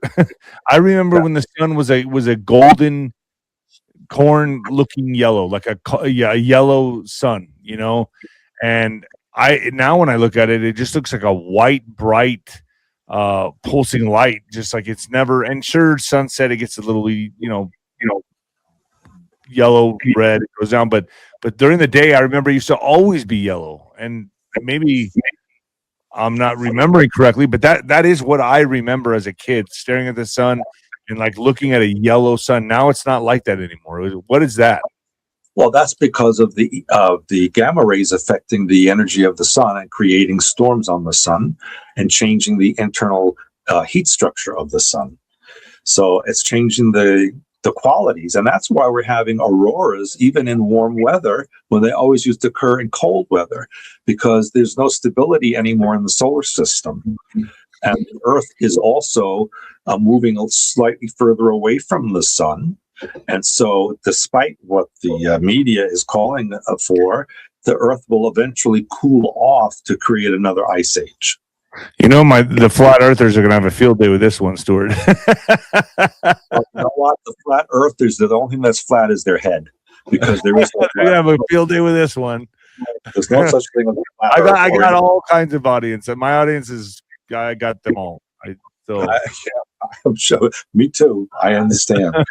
So, they could believe what they want. Doesn't change the truth. The governments of Cuba, Guatemala, and Nicaragua are going to be changed very imminently to become pro-American and become under the umbrella of the United States for the superstate. That's going to happen. Speaker Johnson came out and talked a little bit about the midterms. He said the Republicans will keep and grow the House majority. I'm absolutely convinced we're going to keep the House majority and we're going to grow that majority. In other words, you have Speaker Johnson coming out talking about how, look, the midterm elections are not going to be what people think they are. I think that we're going to be absolutely secure and that we're not only going to retain House majority, we're going to grow House majority. And that begins to sound more and more like a red wave to me. So what happens if the Trump administration is successfully able to implement a national security emergency on election integrity and infrastructure? They're able to get the post office to get all the voter rolls of all the states through executive decree, through the national security measures. They clean up the voter rolls. They basically only send mail-in ballots out to people who are qualified under the laws and the rules of each state of who can actually vote in an election. And we have a fair and legitimate, quasi-fair and legitimate election.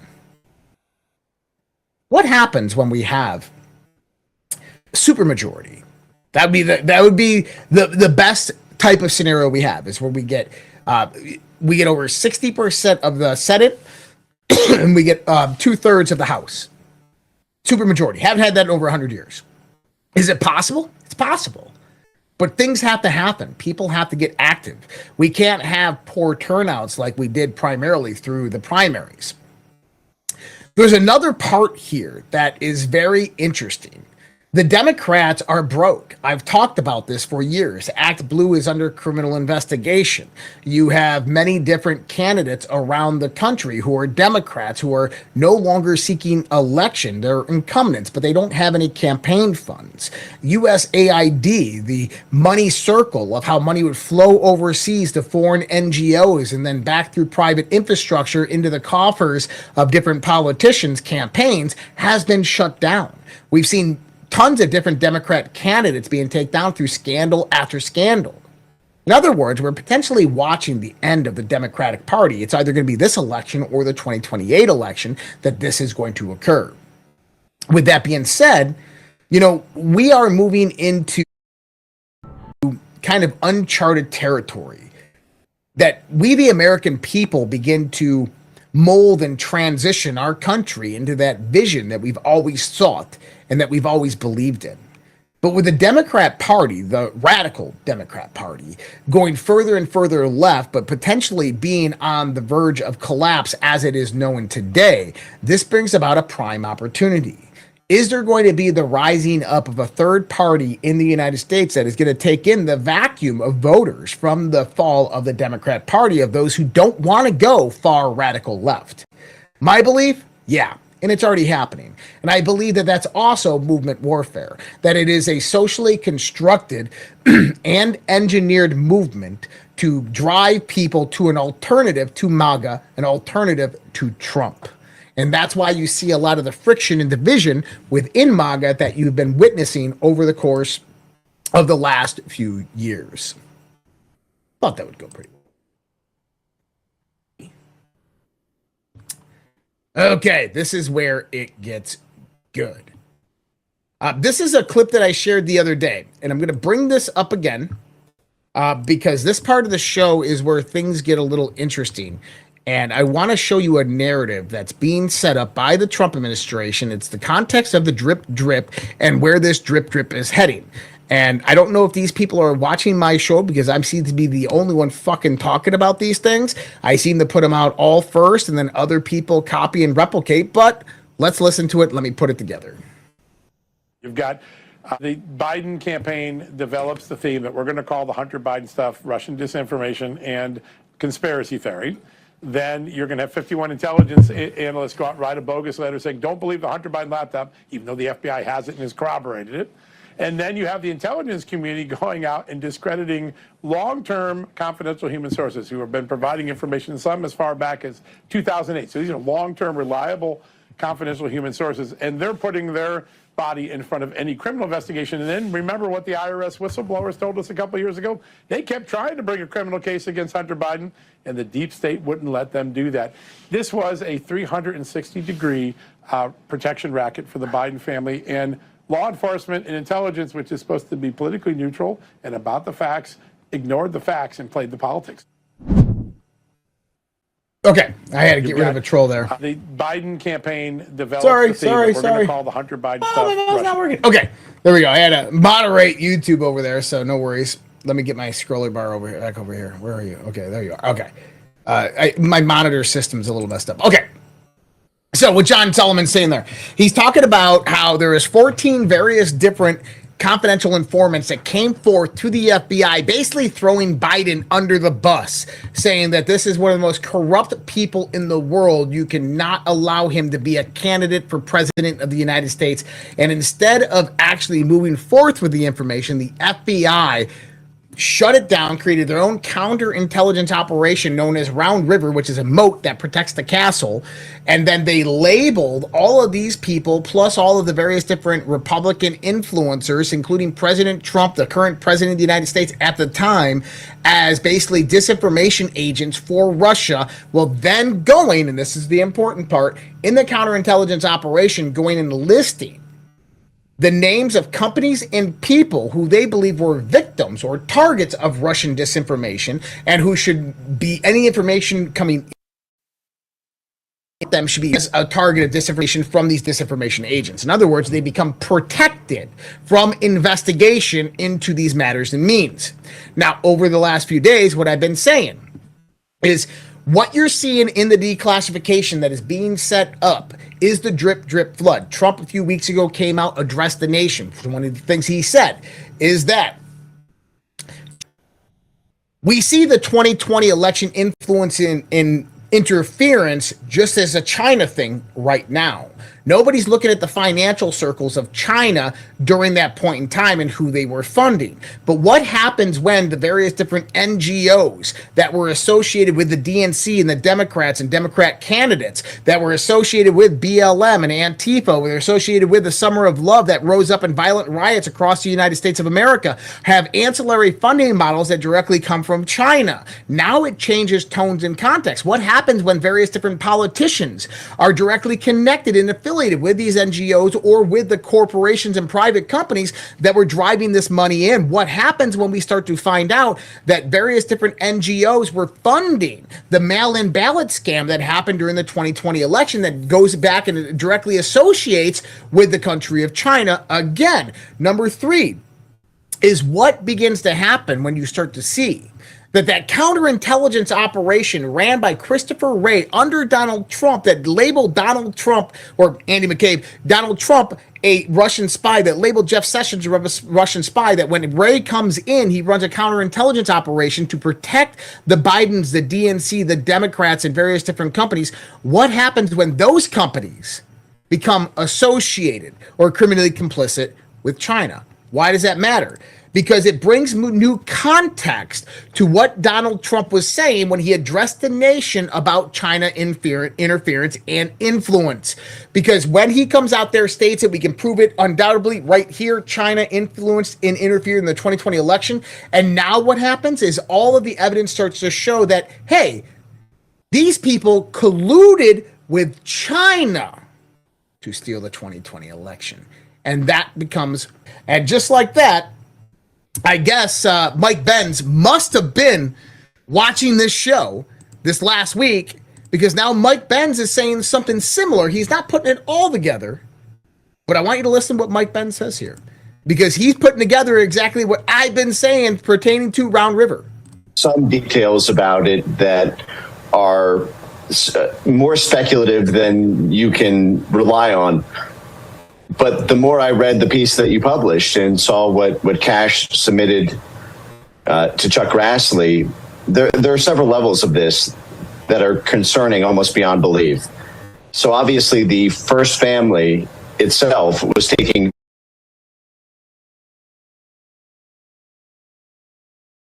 product. It has greatly millions of dollars from China. The Biden first family through Hunter Biden and China CEFC Energy, China CEFC Energy was taking $5 to $10 million in consulting fees from Chinese energy firms as Hunter Biden was flying on Air Force One to China with Vice President Biden in order to secure those deals. Biden's CIA director, Bill Burns, took millions of dollars from China when he was the head of the Carnegie Endowment for International Peace for 7 years before becoming CIA director, taking CCP members and putting them on Carnegie's board, as well as forming a joint Carnegie-China center so that they could cooperate more closely. Tony Blinken, the Secretary of State, was the managing director of the Penn Biden Center, which took millions of dollars from China. So all the way up and down the entire foreign policy establishment of the Biden administration, from the White House to the CIA to the State Department, you had millions of dollars being juiced by the Chinese government the entire time. And then the more you think about this story, the more shocking it gets when you think about the massive biggest election censorship event in human history, which was DHS CISA's censorship of the 2020 election, specifically to stop election misinformation, which was all run out of a group that Chris Krebs formed called the Countering Foreign Influence Task Force, which you would think would have been the exact task force at DHS set up to stop something like this and set up to be responsive to something like this, when in fact it did the exact opposite. They told us there was no foreign interference. Now, how does the FBI know this, and the CIA know this, and the DHS task force, who is responsible for stopping the domestic side of this operation, not be informed? How is it possible that this intelligence was circulated at the FBI and CIA levels, but not at the DHS level? Wow, sounds really familiar, doesn't it, Mike Pence? It's what I was saying the last few days on my show. Then you have Trump addressing the nation on a DNI report that he received that China interfered and influenced the 2020 presidential election. And since that point in time, you've had 3 different points of declassification that showed you that the deep state under Andy McCabe at the 7th floor of the FBI, under the CIA, under CISA, under the White House, were all colluding against then President Trump and then colluding with President Biden to hide the information of the 2020 election, that the 2020 election was stolen by China, or China influenced and interfered with the 2020 election, but also assisted other people to do it. And those people were put on a counterintelligence operation list and said, these people are good. They're all just friends of ours. Don't investigate any of them. You have CISA coming out stating that, the most secure election ever. Oh, yeah, absolutely. When we know it was not, report after report. In other words, it was never Russian collusion with President Trump. It was always DNC and Democrat collusion, China.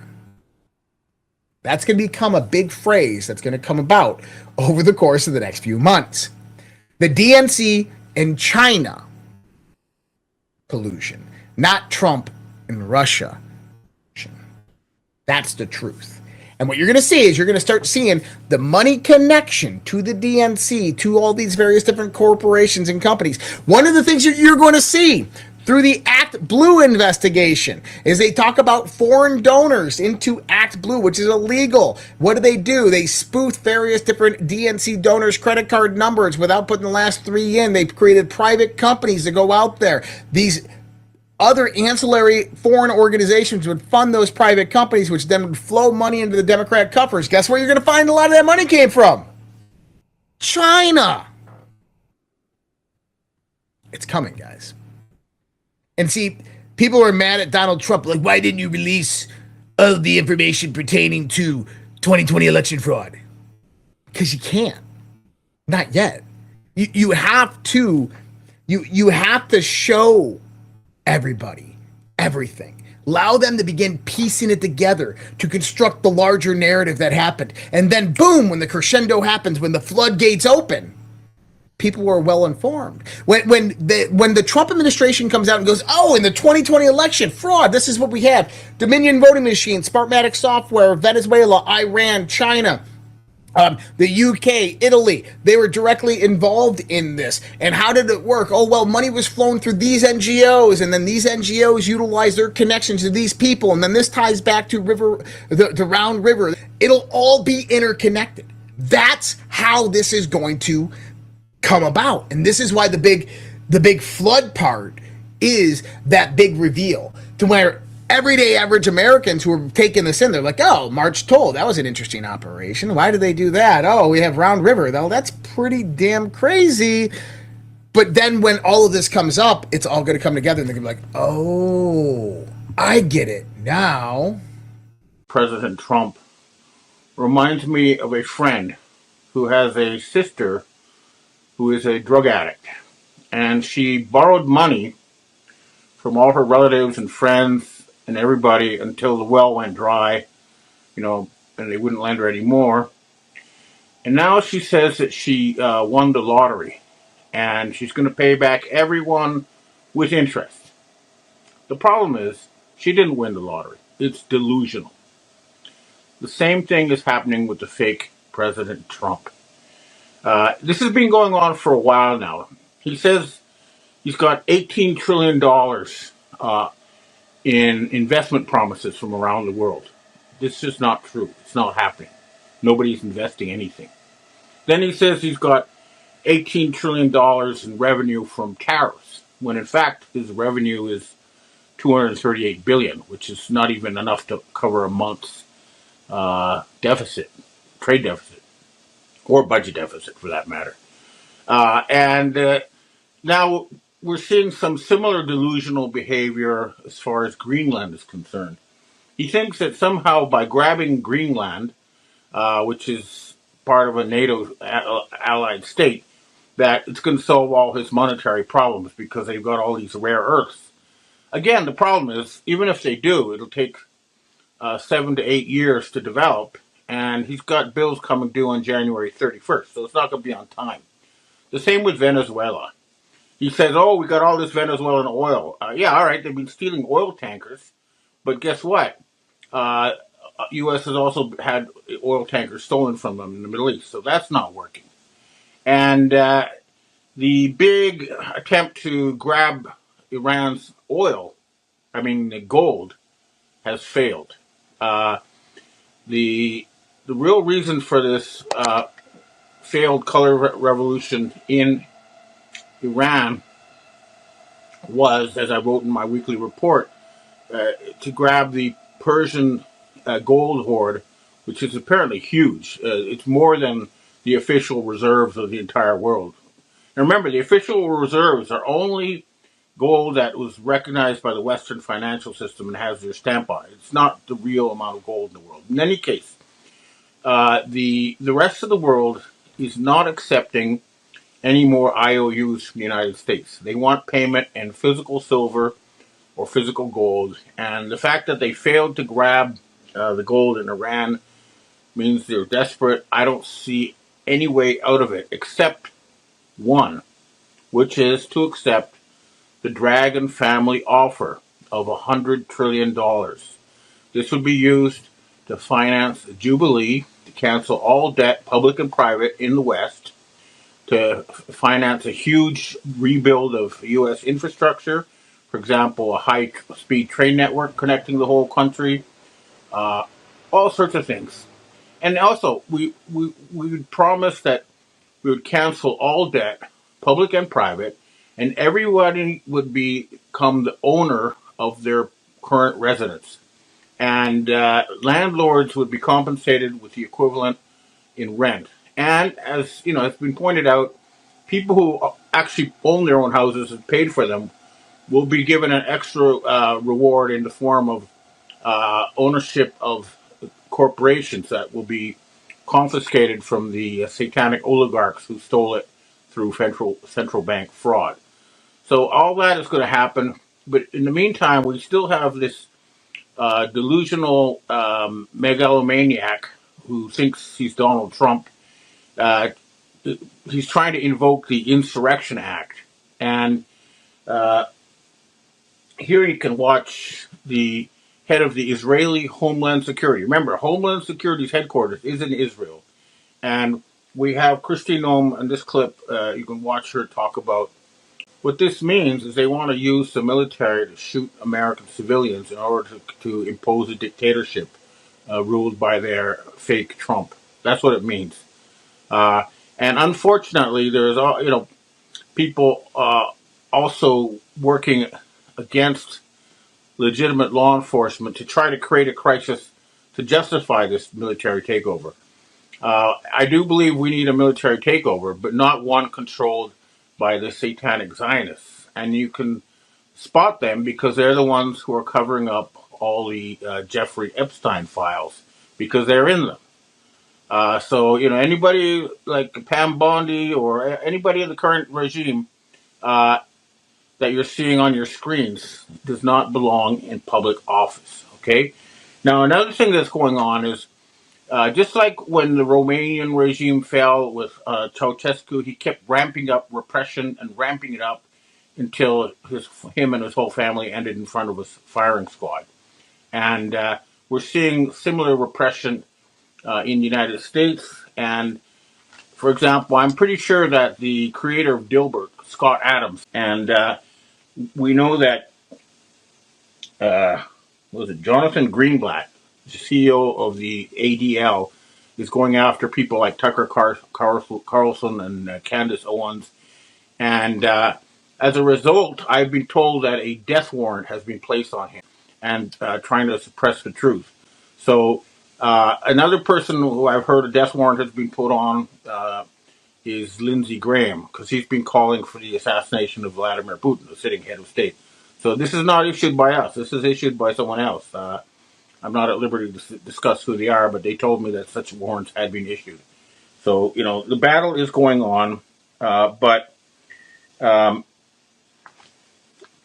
we are winning. And the control grid is failing. For example, we have the Iranian Foreign Ministry explaining to Fox News that the killing in Iran was carried out by. What's interesting is that it got through onto the U.S. screens because this whole recipe for color revolution involves causing, first of all, economic turmoil so that people get unhappy. Then they pay protesters and target the anger towards the regime.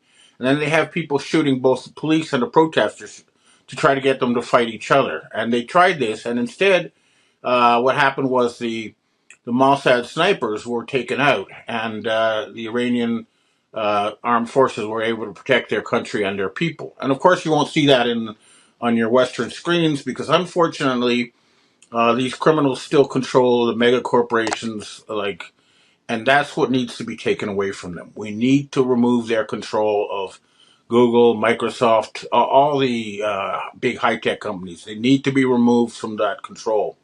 And also, the United States military really, really does need to get back to the real world and live within its means, because right now it is a gigantic parasite. That's the sort of thing that happens when you have a magic money machine, but ultimately it's parasitical. It sucks from the strength of the country you're supposed to be supporting, and that's no way to run a military. If the military was run by sane people, one of the first things they would do is get rid of all those aircraft carriers because, as the Chinese have pointed out, the Russians can sink them all within half an hour if they want to. They've got the missiles to do that. So militarily, they're expensive white elephants, and they need to be removed. And the money saved should be put on, building hypersonic missiles. This is the sort of thing that needs to be done as soon as we get sane leadership. And again, The last time we offered this $100 trillion from the Dragon family, the forensic trail led to Barack Hussein, Thunder of Satan Obama, who blocked this money from being used to help rebuild America. And this time, the money is being blocked by the Rothschild family, who are using the fake Trump who's been around since June of last year. And that's what's blocking it now. So, we have Jean-Michel de Rothschild posing as Brigitte Macron. We have Nathaniel Rothschild. We have the Edmund de Rothschild Bank. We have Barclays Bank. And we have the Vatican Bank. These are the people who are preventing the rebuilding of the West and refusing the generous offer from the Dragon family to help rebuild Western industry and rebuild Western civilization. But it will happen anyway. We're going to have to let things collapse a bit more.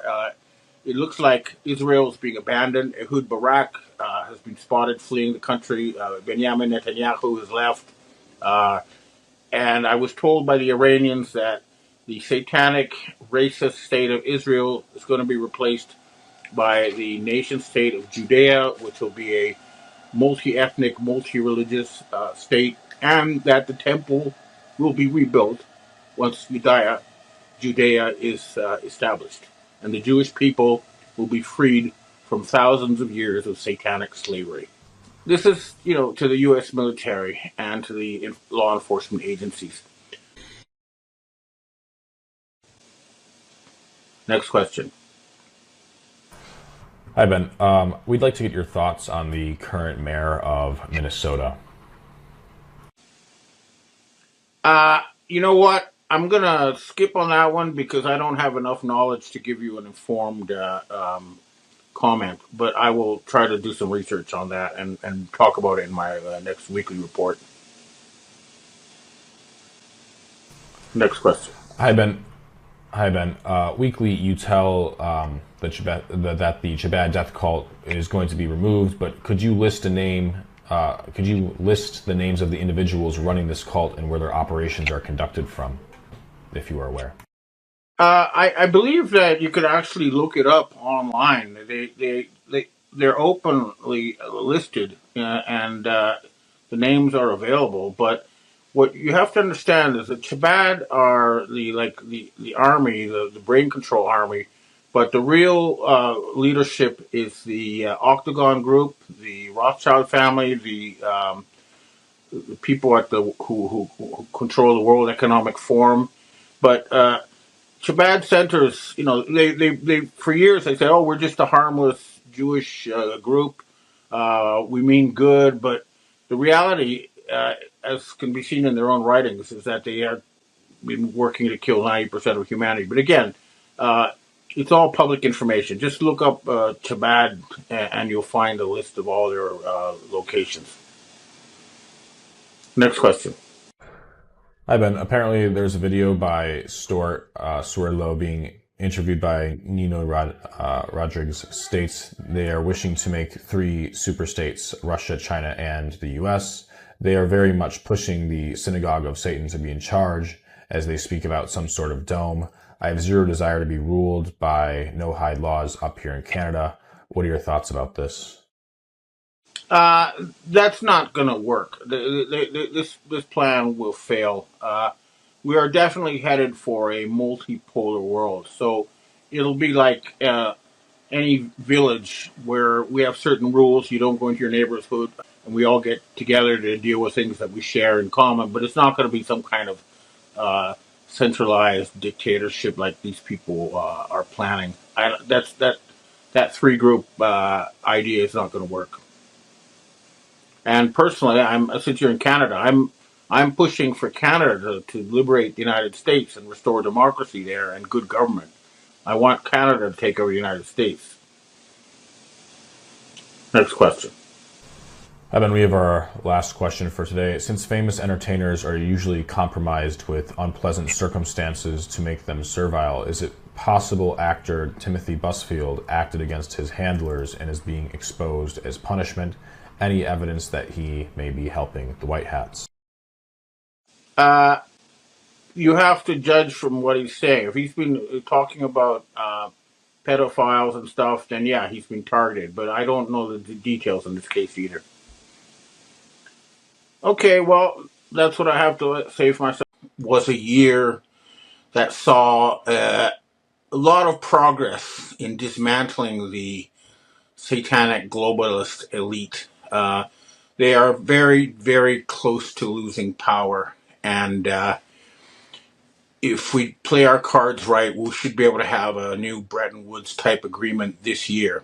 But what we need to understand is that the year started out with Donald Trump trying to reform the United States. They had the Department of Government Efficiency. They were doing all sorts of good things. It was going to take over Canada, take over Greenland, take over the Panama Canal. And suddenly, in June, he disappeared at a G7 meeting. And then since then, we've had the fake short, fat Trump who presided over one of the largest military defeats in U.S. history. The United States lost 3 aircraft carriers and ran out of missiles. And basically, Israel was militarily finished. And now they're sending me a bunch of fake videos, probably filmed in India, saying that the Iranian regime is going to be overthrown. I don't believe it. You know, Iranian protesters don't go around with CGI generated English placards. Okay, so they sent me a whole bunch of these videos, but I'm not going to bother sharing them with you. I'm asking my Iranian sources, and I'll get back to you on Monday to see what they say about the situation. But just so you understand why you can't trust anything you see on your screens, and you should always verify. For example, I appear live in front of real people so they can confirm I'm real. I'm not just CGI. But in any case,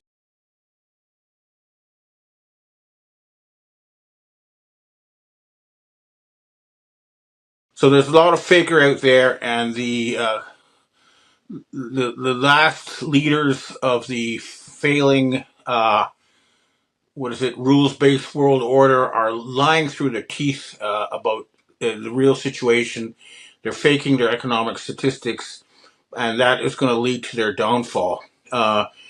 In Germany, I just got sent some information from German intelligence that the Alice Weidel of the AfD, showed 3 documents showing that Friedrich Merz, first of all, he sent a letter to the bureaucracy saying that they must not publish any negative economic news.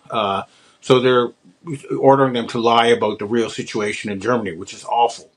And they sent another letter saying that the bureaucracy need to cover up crimes committed by foreigners.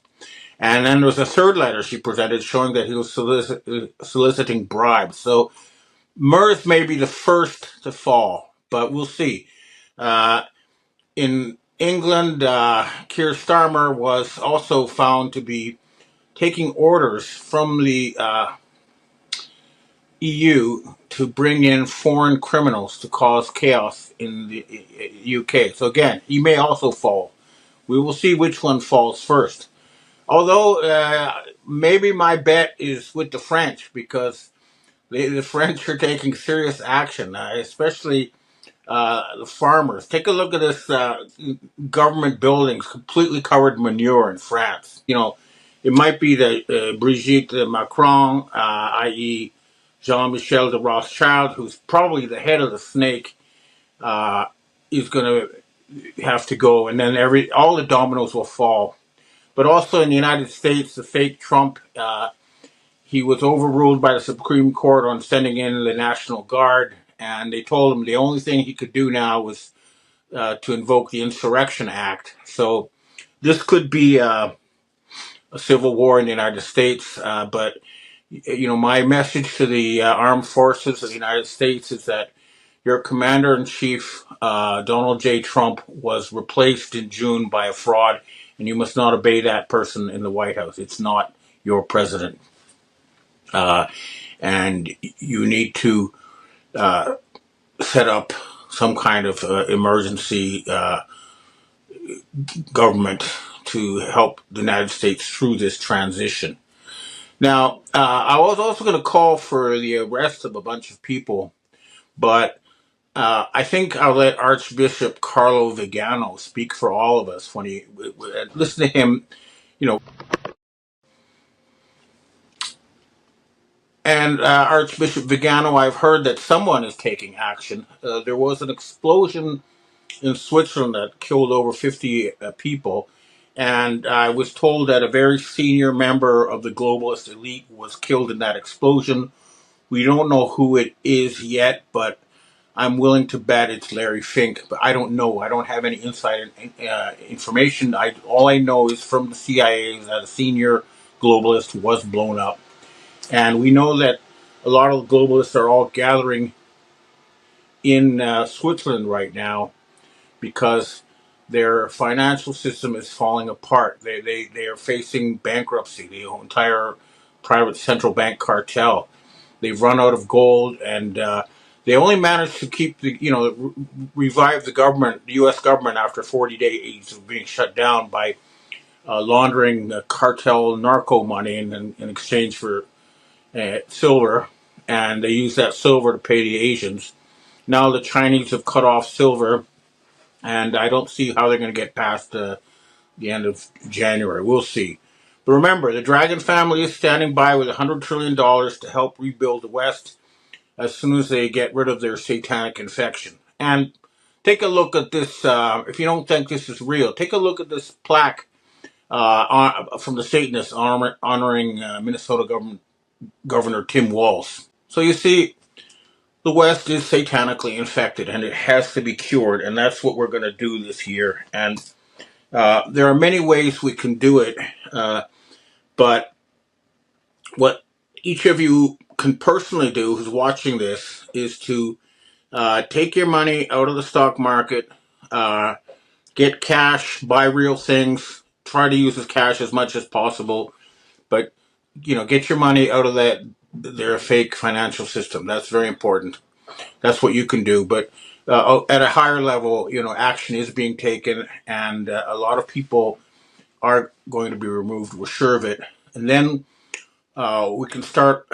We're hoping that Nigel Farage will be the first leader of the White Hats to take over a major G7 country, and then we're asking him to help convene a new Bretton Woods conference so that we can fundamentally rebuild the post-war international architecture to reflect current realities.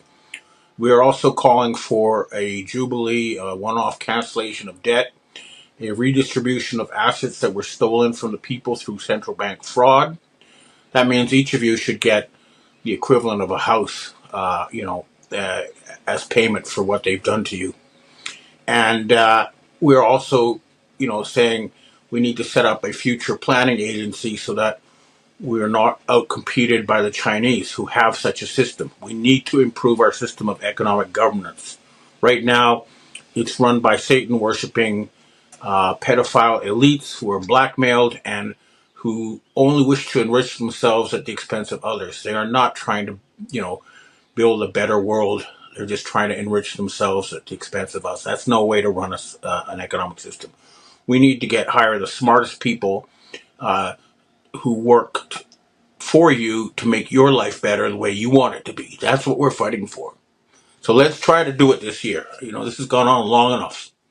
Okay, well, that's what I have to say for myself today. Now I'd like to answer questions from readers and viewers.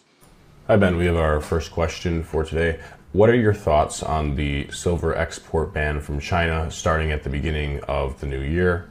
Is this the final nail in the coffin for the fiat dollar when Western bullion banks are cut off from accessing physical silver?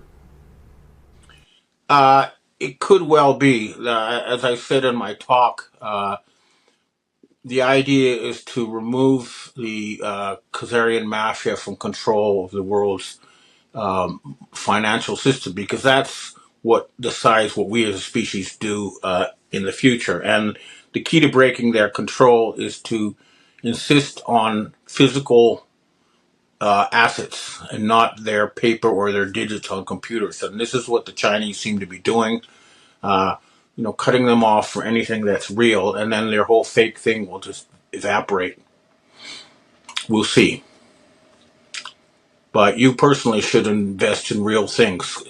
Get your money out of the bank and buy a car, a house, a stereo, whatever, anything that really exists. That's my advice. Next question. Hi, Ben. You kind of answered this question already.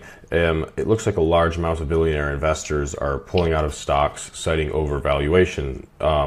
It seems like you agree with this. If not stocks, what, in your opinion, is the best thing to buy? Is it gold? Is it silver? You did mention property. Are there anything else that you would suggest people invest in? Well, I think land and housing is the number one.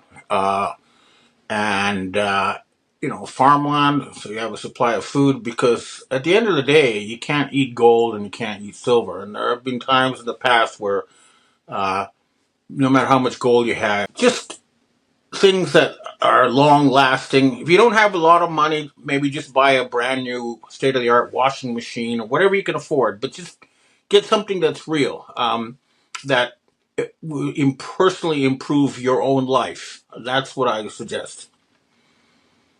Next question. Hi, Ben. You mentioned that the explosion at the bar. How do you think this was done? People are describing it as an instant inferno. Was this a bombing, or does it look like more of an advanced weaponry? I don't know. I'm still making inquiries, but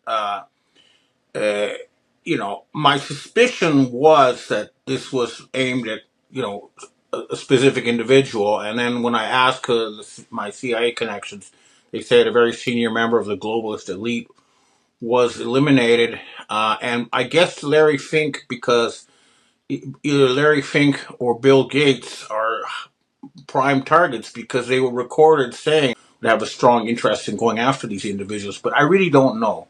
I'll try to find out. And I don't know how it was bombed either. Again, it's too early, but there's many different ways you can do that. Next question. Hey, Ben. It looks like China has started to make military moves to invade Taiwan. Do you see this occurring in the near future? And if it does, what does that look like? Who comes to Taiwan's aid? Who backs China? And who wins? I don't think it's going to come to that. What's going to happen, I believe, the head of the Three-Legged Crow Society in Japan died, and they've now selected a new individual. And I'm guessing that the various royal families of Asia are going to have negotiations that will involve reuniting the Korean Peninsula and then sorting out the Japan, Taiwan, China triangle in a harmonious way. But at the end of the day, I think that what will happen is people from the government in Taiwan will be given a senior role running all of China as part of a unification process. And I believe China or Taiwan will be allowed to keep an independent army. But, they're not, I don't think they're going to actually have a war. It's not going to be necessary. Next question. Hi, Ben. We have our last question for today. What are your thoughts on the Minnesota Somali scam? What is actually going on there? Somalia has one of the world's lowest IQs, so I don't buy that they have figured out how to scam the government by themselves. What sort of inside things are occurring inside of our government to allow them to get away with this? I saw one video of a supposed Somali scammer, and I'm telling you, the guy didn't look Somali. He looked Jewish, okay? Dark skinned, but definitely not. The Somalis have a very distinct appearance. I mean, the differences genetically within Africa are much bigger than anywhere else in the world. So different Africans are more different from each other than the Chinese are from the Europeans, for example. And the Somalis have a very tall, distinct features. And I don't think this has really to do with Somalis, although they may be used as a front. I think this is some kind of scam, and I'll try to look more into it. But I agree with you. I don't think it's actual Somalis, but they may be used as fronts. Okay, well, that's what I have to say for myself. Restored Republic via GCR update as of Judy note. The Brunson lawsuit centers around the certification of the 2020 presidential election and the actions of hundreds of elected officials who allegedly failed to uphold their oath to defend the Constitution. The case names 387 defendants, including Joe Biden, Kamala Harris, Mike Pence and hundreds of members of Congress. According to Brunson, approximately 145 members of Congress, led by Senator Ted Cruz, requested a 10-day delay to investigate allegations of election irregularities before the electoral vote certification proceeded. The lawsuit argues that refusing to investigate those concerns before certifying the election represented a violation of the constitutional oath of office sworn by federal officials. Sunday, 16th of August, 2026, Bombshell Special Report, A Different Battle Has Begun. Lloyd Brunson's explosive constitutional showdown could rock Washington and expose 387 members of Congress. Trump and the global military alliance's fight of good against evil continued. The global emergency broadcast system activation under martial law stood imminent, set to trigger a 3-day event followed by 10 days of communication darkness. During this period 8 billion people and banks worldwide would complete the global currency reset to gold and asset-backed currencies across 209 nations. Military units have mobilized globally for a coordinated strike against the globalist power structure in what was described as the greatest sting operation ever conducted. Every cell phone on the planet was expected to receive 7 trumpet sounds transmitted from Starlink satellites, bypassing elite-controlled media. Normal communications then would cease for 10 days while documentaries explained unfolding events. Banks close, ATMs and credit cards stop functioning. 3 weeks of food and water supplies were advised, though the military stood ready to provide necessities where needed. Continuous broadcasts would educate the public on the principles of freedom and justice. President Trump's global military alliance has been in preparation for this for years, constructing secure satellite networks and communication lines. Trump was set to deliver 7 messages announcing a new era of freedom.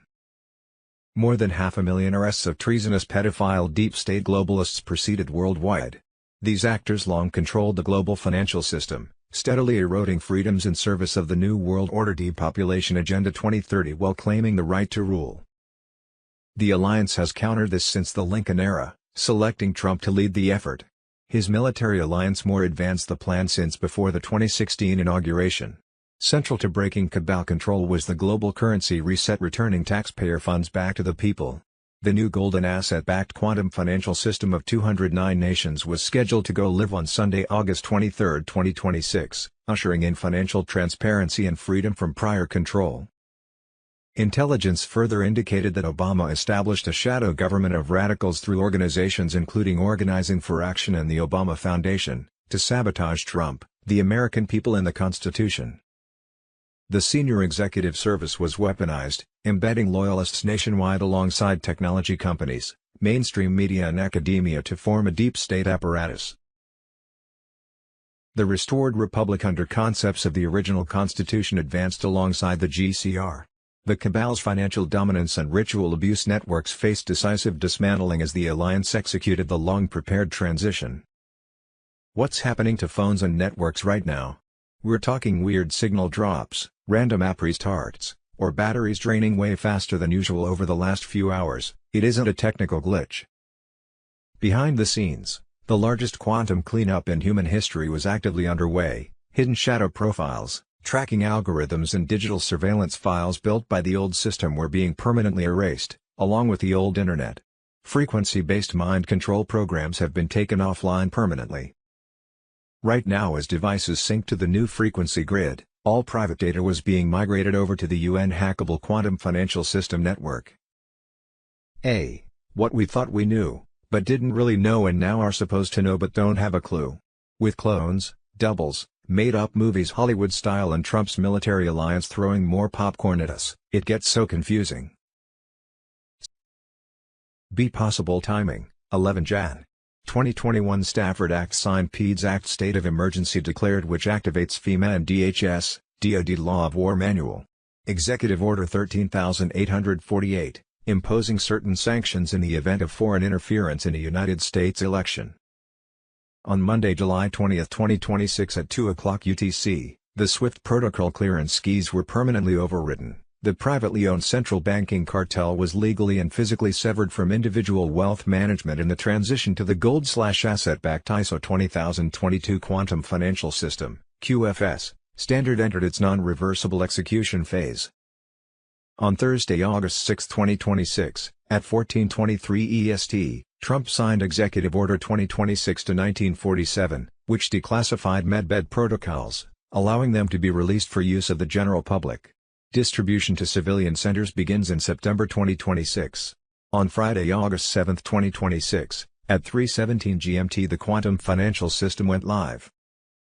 On Sunday, 9th of August, 2026, Trump unleashed the greatest wealth transfer in history and the old fiat slave system began collapsing in real time. On Monday, August 10, 2026, Trump dissolved the Federal Reserve and IRS, plus activated Nizar Jazara. Tier 4B, US, the Internet Group, protocol for the global currency reset when active. On Wednesday, 12th of August, 2026, President Trump gave the green light, activated the Emergency Broadcast System, EBS, ordered the Global Military Alliance to take over the mainstream fake news media and make mass arrests, martial law on Telegram. On Thursday, August 13, 2026, President Trump signed the Nizar Jazara Reset Bill and introduced the quantum financial system to the world. The world is entering a new era of financial innovation.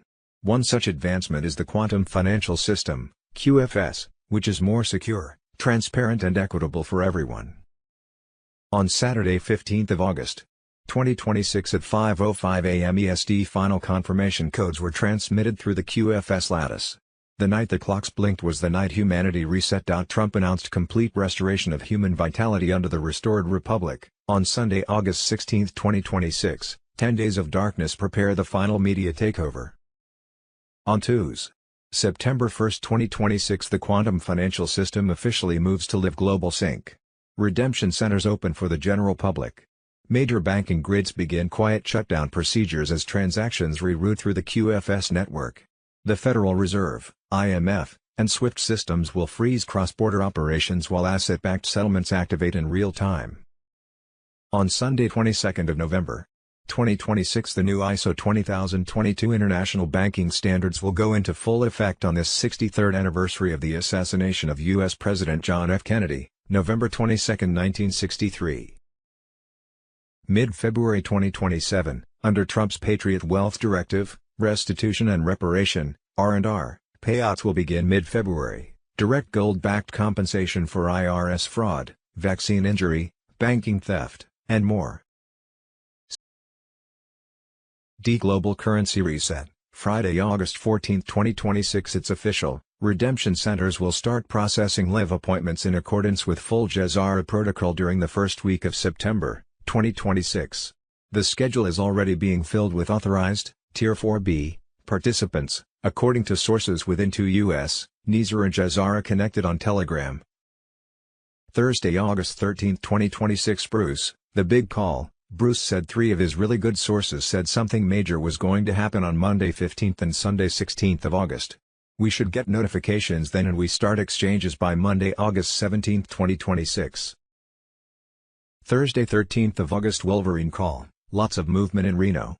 I know whales traveling to Reno to get paid and some whales have got paid. These are AAA whales, high level. Sources from the USA, Australia and China all confirmed that this was the week for the release. Amiel Alston. On Saturday 15th of August, 2026 at 5:05 a.m. EST, final confirmation codes were transmitted through the QFS lattice. The night the clocks blinked was the night humanity reset. A secure trinity of nodes, Mount Cheyenne, St. Petersburg and Uluru, reported zero interference. The system is sealed. The future is locked. The banks you once feared, gone. The chains of credit slavery, snapped. In their place, a living system, encrypted by light. Documents at Gitmo confirm, the U.S. has been operating under emergency military governance since 2021. Trump never left. And now, with the final keys turned, the real republic is returning. Every major capital is on alert. London, Vatican, Brussels, stripped of diplomatic shields. The age of deception has collapsed. The age of sovereignty has risen. Welcome to the other side of the storm. Saturday 15th of August. 2026 QFS destroys the central banking system. QFS halts the deep state in its tracks. Global currency reset. Trust the plan. The quantum financial system stands as the most decisive force ever introduced against the central banking debt machine, built to release everyday people from a cycle of financial control that has lasted for generations. What once seemed out of reach has been strategically prepared, a parallel monetary framework designed to replace hidden fiat dominance with transparent, asset-backed transactions. This is not speculation or wishful thinking. It is a calculated reset aimed at restoring direct control of wealth back into the hands of the people. At its foundation, QFS operates through advanced quantum-level verification that cannot be altered, securing every transaction with absolute integrity and traceability. Only currencies backed by real, audited assets and supported by digital gold certificates are allowed to circulate within the system. This structure eliminates theft, blocks covert manipulation, and makes unauthorized financial activity impossible to conceal. The principle is clear: a financial system that cannot be quietly manipulated for personal or institutional gain. The legacy system relied on shadow accounting, untraceable flows, and complex shell structures that concealed misuse while penalizing transparency for decades. QFS runs in parallel, exposing inconsistencies in real time and enabling accountability on an unprecedented scale. Once illicit transactions are identified, those responsible can no longer shield themselves behind bureaucracy or delay tactics. The system itself becomes undeniable proof, forming the foundation for action, recovery, and enforcement. The era of invisible control is rapidly closing. This marks a turning point, a structural transformation intended to restore economic balance and human dignity. Implementation requires precision, validation, and time, but the objective is undeniable: to replace artificial scarcity with asset-backed stability, dismantle centralized control mechanisms, and create a pathway toward restitution and broad prosperity. The direction is intentional, and the outcome is rooted in fairness. Stay alert, demand transparency, and prepare for the transition from a system built on debt to one grounded in value. Saturday 15th of August. 2026 Global Financial Reset Bombshell, QFS, RV, Asset-Backed Currency and Tariffs, U.S. Treasury Center on Telegram, Breaking Special Report, Experts Unpack the Global Financial Reset, Sovereignty, QFS, the RV, Asset-Backed Currency, Tariffs, Energy Abundance and the Proposed Transition Toward a New Financial System. The global economic landscape is undergoing what many observers describe as a profound transformation. In a recent discussion, John Michael Chambers, JMC, Will Barney, Captain Rob Cunningham and Dr. Scott Young examined how economic policy, technology and national sovereignty could converge to challenge the existing fiat financial system. A central argument is that sound money requires national sovereignty. The panel believes restoring constitutional government, securing elections and reducing private financial influence are necessary foundations for a transparent, sovereign monetary system. Energy is another major piece. The speakers argue that oil has long been tied to the petrodollar and global financial control, particularly through OPEC and international banking interests. The proposed shift would decouple energy from monetary policy and pursue energy abundance through expanded production and advanced technologies. Lower energy costs, they argue, would strengthen purchasing power and weaken the debt-based system. The discussion also points to a resurgence of American manufacturing, supported by tariffs and what Will Barney calls the Don Roe Doctrine. Instead of relying primarily on Federal Reserve money creation, the strategy would attract global investment into American factories, infrastructure and technology. The longer-term vision includes potentially replacing or reducing personal income taxes through tariffs, shifting more of the burden away from American labor and toward access to the U.S. market. At the center of the proposed transformation is the quantum financial system, QFS. Unlike a central bank digital currency, CBDC, the panel describes QFS as a system based on verifiable collateral, with currency connected to tangible assets such as gold, silver, land and natural resources. A proposed sovereign wealth fund would use federal resources, including oil, minerals and land, to create a national asset base supporting the currency and benefiting American citizens. The conversation also addresses NISRA/JAZARA and the RV, revaluation. 107 challenges claims that citizens possess secret multi-million-dollar straw man accounts linked to birth certificates. Instead, the panel suggests possible wealth repatriation could involve tax restitution or debt restructuring, likely through controlled releases rather than massive one-time cash payments. The road toward 2027 is described as a gradual transition rather than an overnight reset. 107 compares it to a strengthening hurricane, moving from a Category 3 toward a Category 7 as political, financial and institutional changes accelerate. The discussion also raises the possibility of an emergency broadcast system, EBS, event, described as a potential mechanism for bypassing traditional media during the final stages of the transition. Ultimately, the proposed global financial reset is presented as more than a currency change. The envisioned golden age centers on national sovereignty, asset-backed money, energy abundance, American manufacturing, tariffs, sovereign wealth and reduced dependence on debt, fundamentally reshaping the relationship between citizens, government and money. A monumental shift is underway as 300,000 troops are mobilized for the activation of the Emergency Broadcast System, EBS, signaling the commencement of mass arrests, a 10-day truth revelation, and the implementation of Jazara's wealth redistribution. Under the guidance of Donald J. Trump and an international military coalition, efforts to dismantle the DS and free humanity are entering a crucial phase. Current developments: the deep state's downfall. Recent intelligence indicates that January was a critical turning point, with February witnessing significant advancements. Military insiders confirm the completion of Phase 0, effectively cornering the DS's loyalists and dismantling their networks. Desperate attempts by the DS to instigate conflicts, economic crises, and health emergencies have been thwarted. Military operations, targeting deep state strongholds. The scale of military operations has escalated dramatically, with forces conducting raids on DS facilities worldwide. Key developments include Starlink's role, dominating the digital battlefield. Elon Musk's Starlink system has become integral to the operation.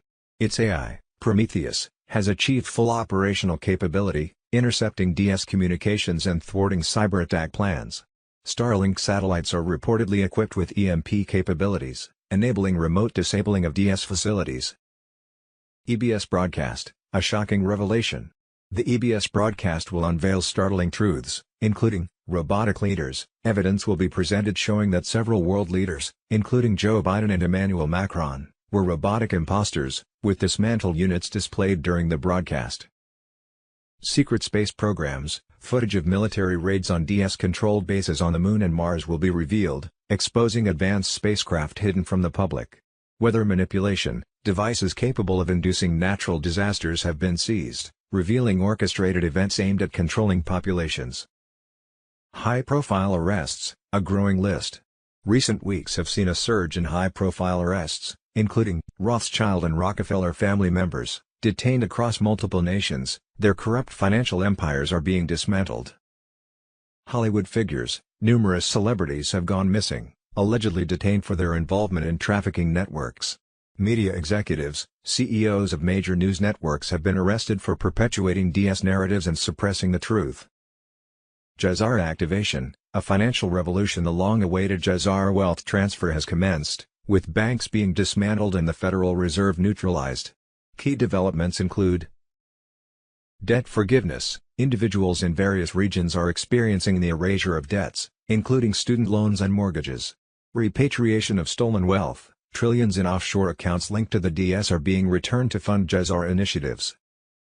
Sunday 16th of August, 2026. Breaking, the vault's open. Day 2 of the storm reaches ground zero. Tier 4B ISO 20022 on Telegram. Prometheus AI has successfully stabilized the quantum relay grids, ensuring zero interference from remaining rogue underground nodes. What is unfolding on the screens of billions right now is not just a revelation, it is the systematic dismantling of the matrix control structure. EBS transmission number 002, the Antarctica files and subglacial facilities. Today's scheduled transmission cut deep into the ice.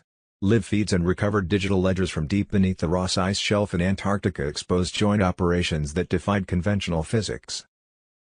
Broadcasted evidence revealed massive subterranean complexes utilized for multi-decade classified projects, including advanced energy and gate tech, documented blueprints and operational footage of interdimensional frequency generators designed to manipulate planetary resonance fields. The Kronos Archives, physical data drives recovered from Station Vostok detailing historical reality manipulation and timeline stabilization experiments conducted since the mid-20th century. The Continuity Protocols, encrypted comms proving how international factions planned generational survival bunkers while orchestrating above-ground resource scarcity. Starlink Override, quantum truth verification active. With the mainstream media networks permanently neutralized, the Prometheus command grid has deployed real-time cryptographic watermarking on all data streams.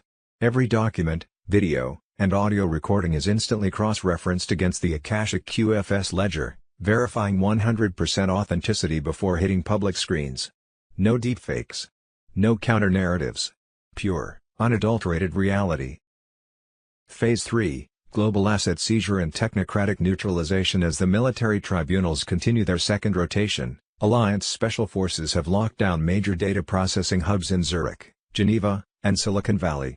Over 12,000 algorithmic control units and synthetic intelligence servers, responsible for predictive behavioral steering and digital censorship, have been permanently wiped.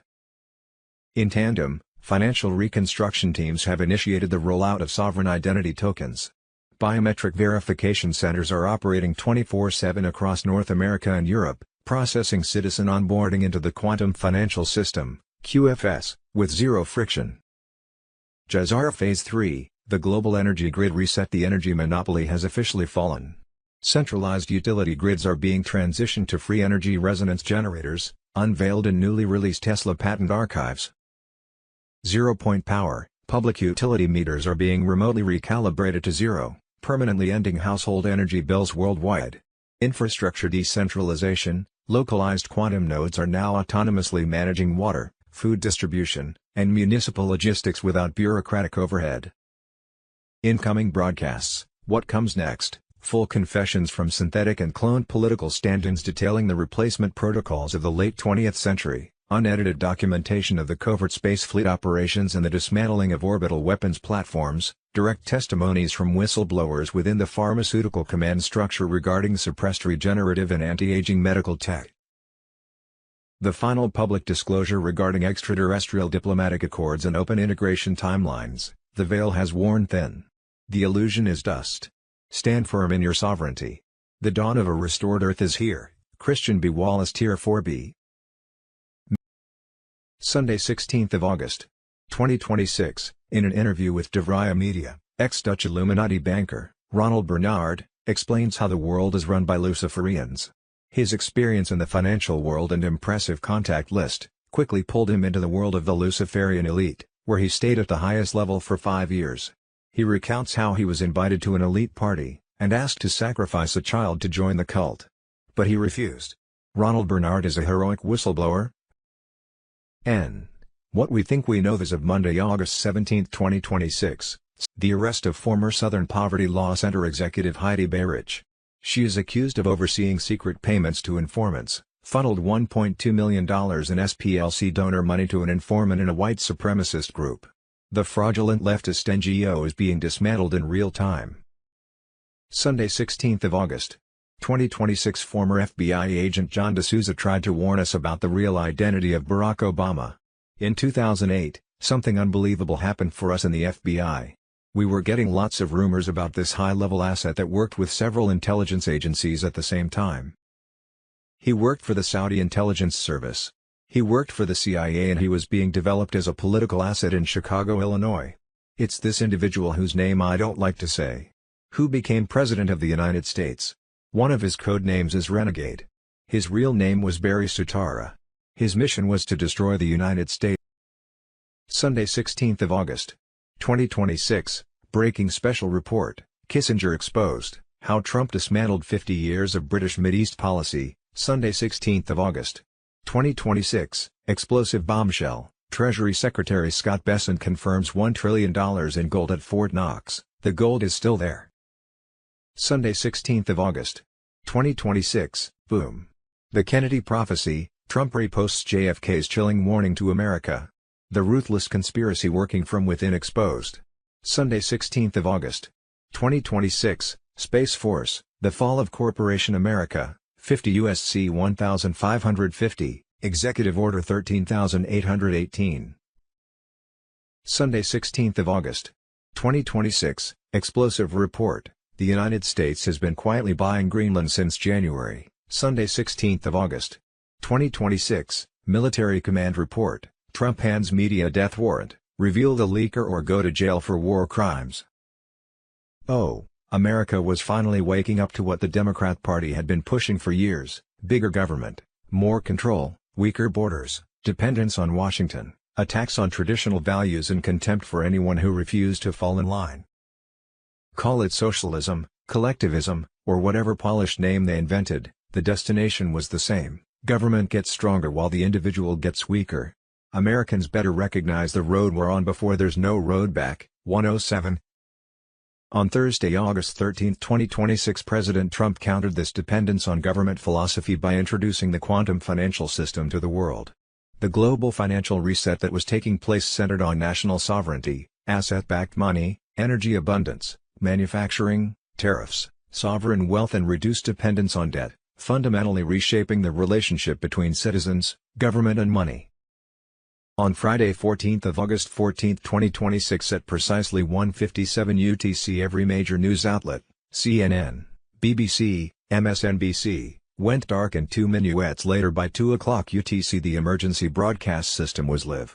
Starlink's AI command, Prometheus, assumed total control of global bandwidth, rerouting signals and ensuring that no distortion, spin, nor censorship would block the truth. Phase 3, Global Asset Seizure and Technocratic Neutralization. As the military tribunals continue their second rotation, Alliance Special Forces have locked down major data processing hubs in Zurich, Geneva, and Silicon Valley. Over 12,000 algorithmic control units and synthetic intelligence servers, responsible for predictive behavioral steering and digital censorship, have been permanently wiped. In tandem, financial reconstruction teams have initiated the rollout of sovereign identity tokens. Biometric verification centers are operating 24/7 across North America and Europe, processing citizen onboarding into the Quantum Financial System, QFS, with zero friction. Jazara Phase 3, the global energy grid reset. Centralized utility grids are being transitioned to free energy resonance generators, unveiled in newly released Tesla patent archives. Public utility meters are being remotely recalibrated to zero, permanently ending household energy bills worldwide. Localized quantum nodes are now autonomously managing water, food distribution, and municipal logistics without bureaucratic overhead. Incoming broadcasts. What comes next? Full confessions from synthetic and cloned political stand-ins detailing the replacement protocols of the late 20th century, unedited documentation of the covert space fleet operations and the dismantling of orbital weapons platforms. Direct testimonies from whistleblowers within the pharmaceutical command structure regarding suppressed regenerative and anti-aging medical tech, the final public disclosure regarding extraterrestrial diplomatic accords and open integration timelines. Peace. Saturday 15th of August. 2026 breaking, the storm has landed, full spectrum disclosure begins. The silence before the blast is over.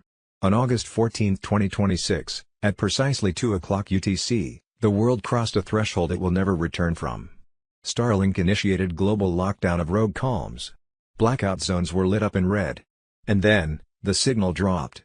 The emergency broadcast system entered live operational deployment. 10 days. Unfiltered. Uncensored. Unstoppable. The world is now witnessing, in real time, the collapse of everything it once trusted, and the unveiling of what has always been hidden in plain sight. EBS transmission number 0001, Project Perseus activated.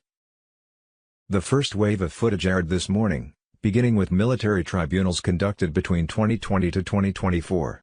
Names once thought untouchable now flash across tribunal boards: John Brennan, Christine Lagarde, Klaus Schwab, Hillary Clinton, Yuval Harari.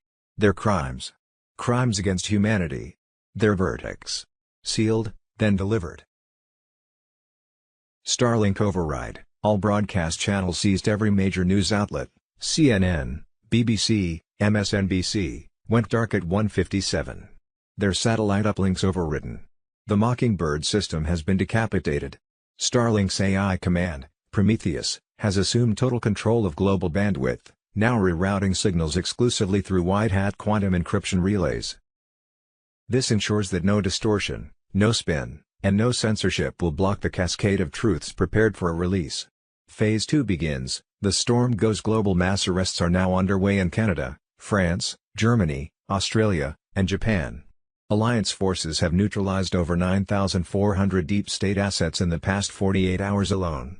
Among them, bankers, scientists, AI architects, and public health officials who orchestrated the biowarfare campaigns disguised as public safety.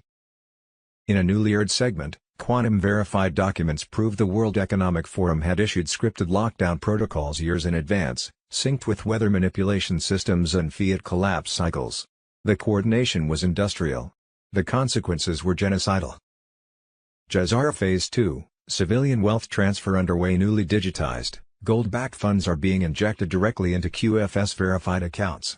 Citizens with biometric clearances are receiving notifications for redemption appointments, which include full debt nullification, revaluation exchanges, quantum ID registration, sovereign asset inheritance packages. Private banking cartels have been fully collapsed.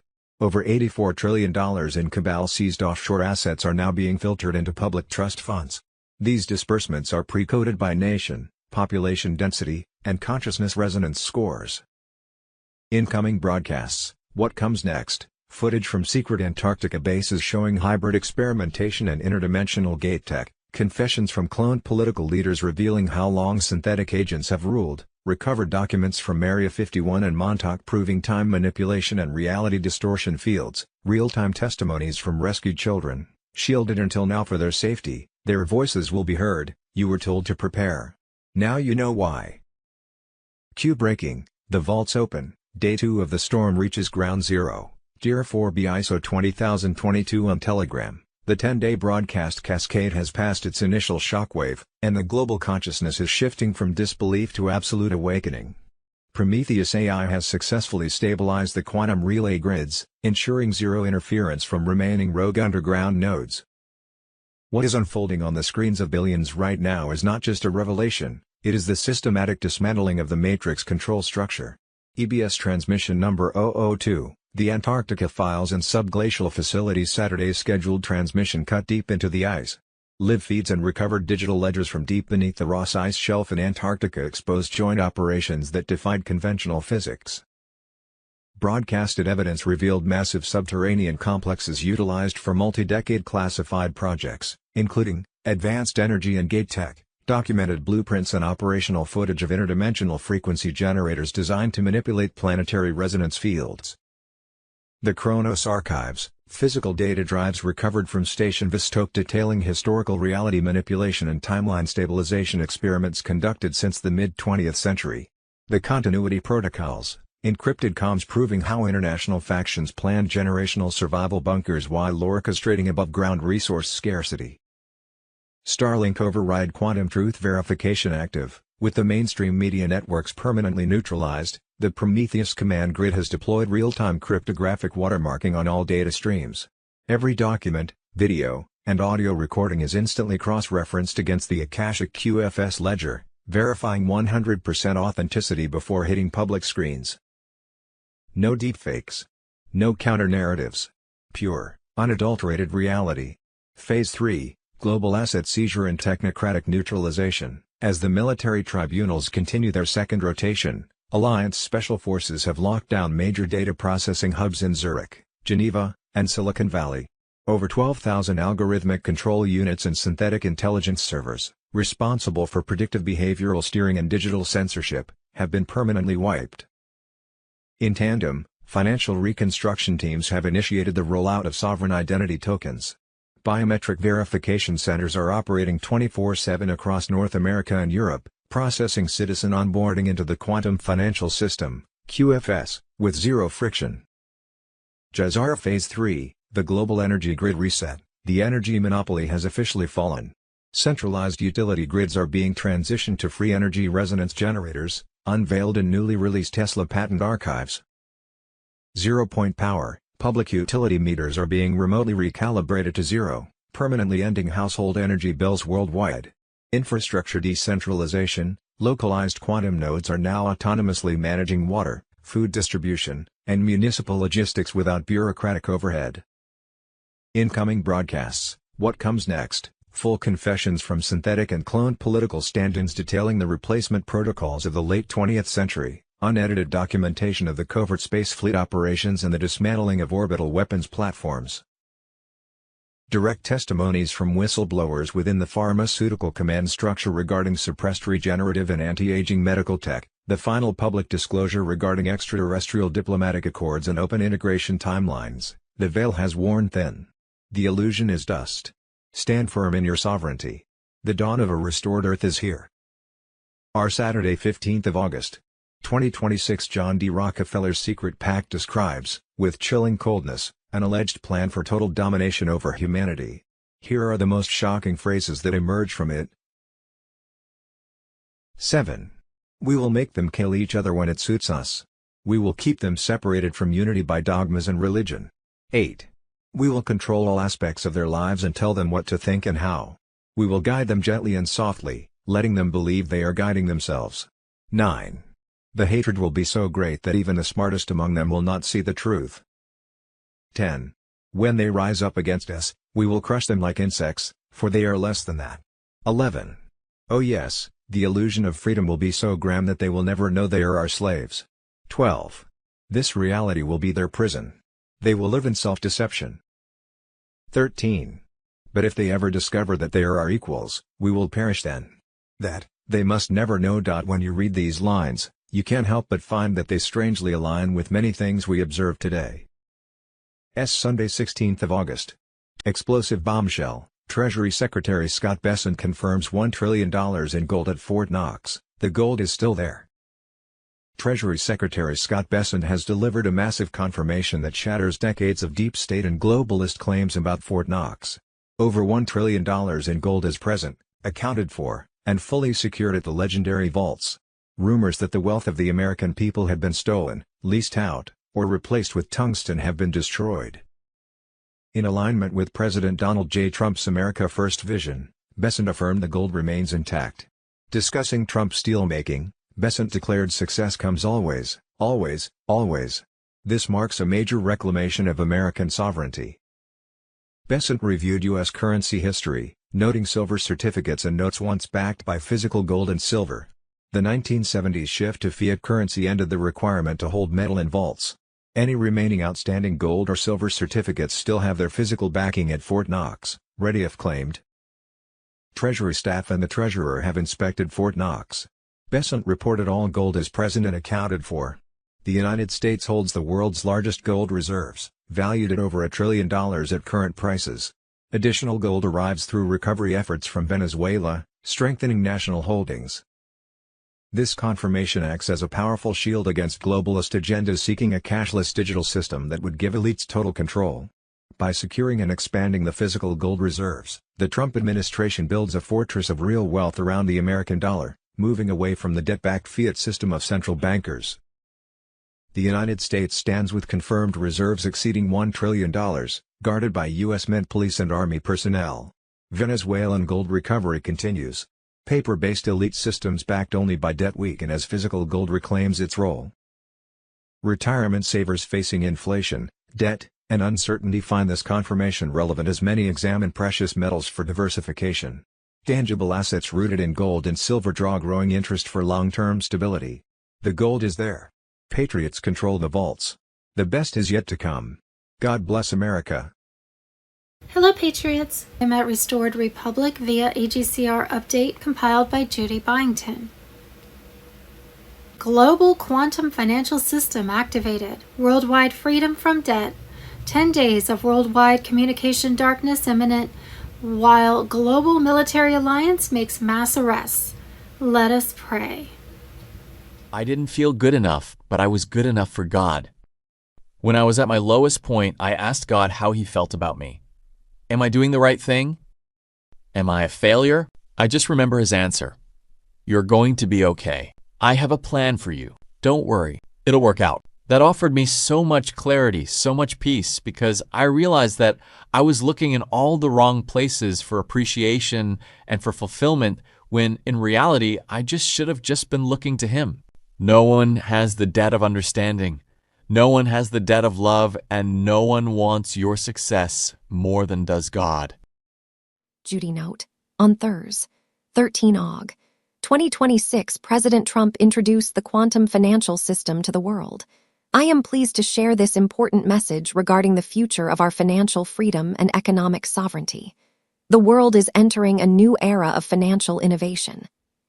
One such advancement is the quantum financial system, QFS, which is more secure, transparent, and equitable for everyone. SMALF 7/status/2 quintillion 88 quadrillion 221 trillion 235 billion 880 million 898,842 equals 20 official statement by President Donald J. Trump regarding the quantum financial system, QFS.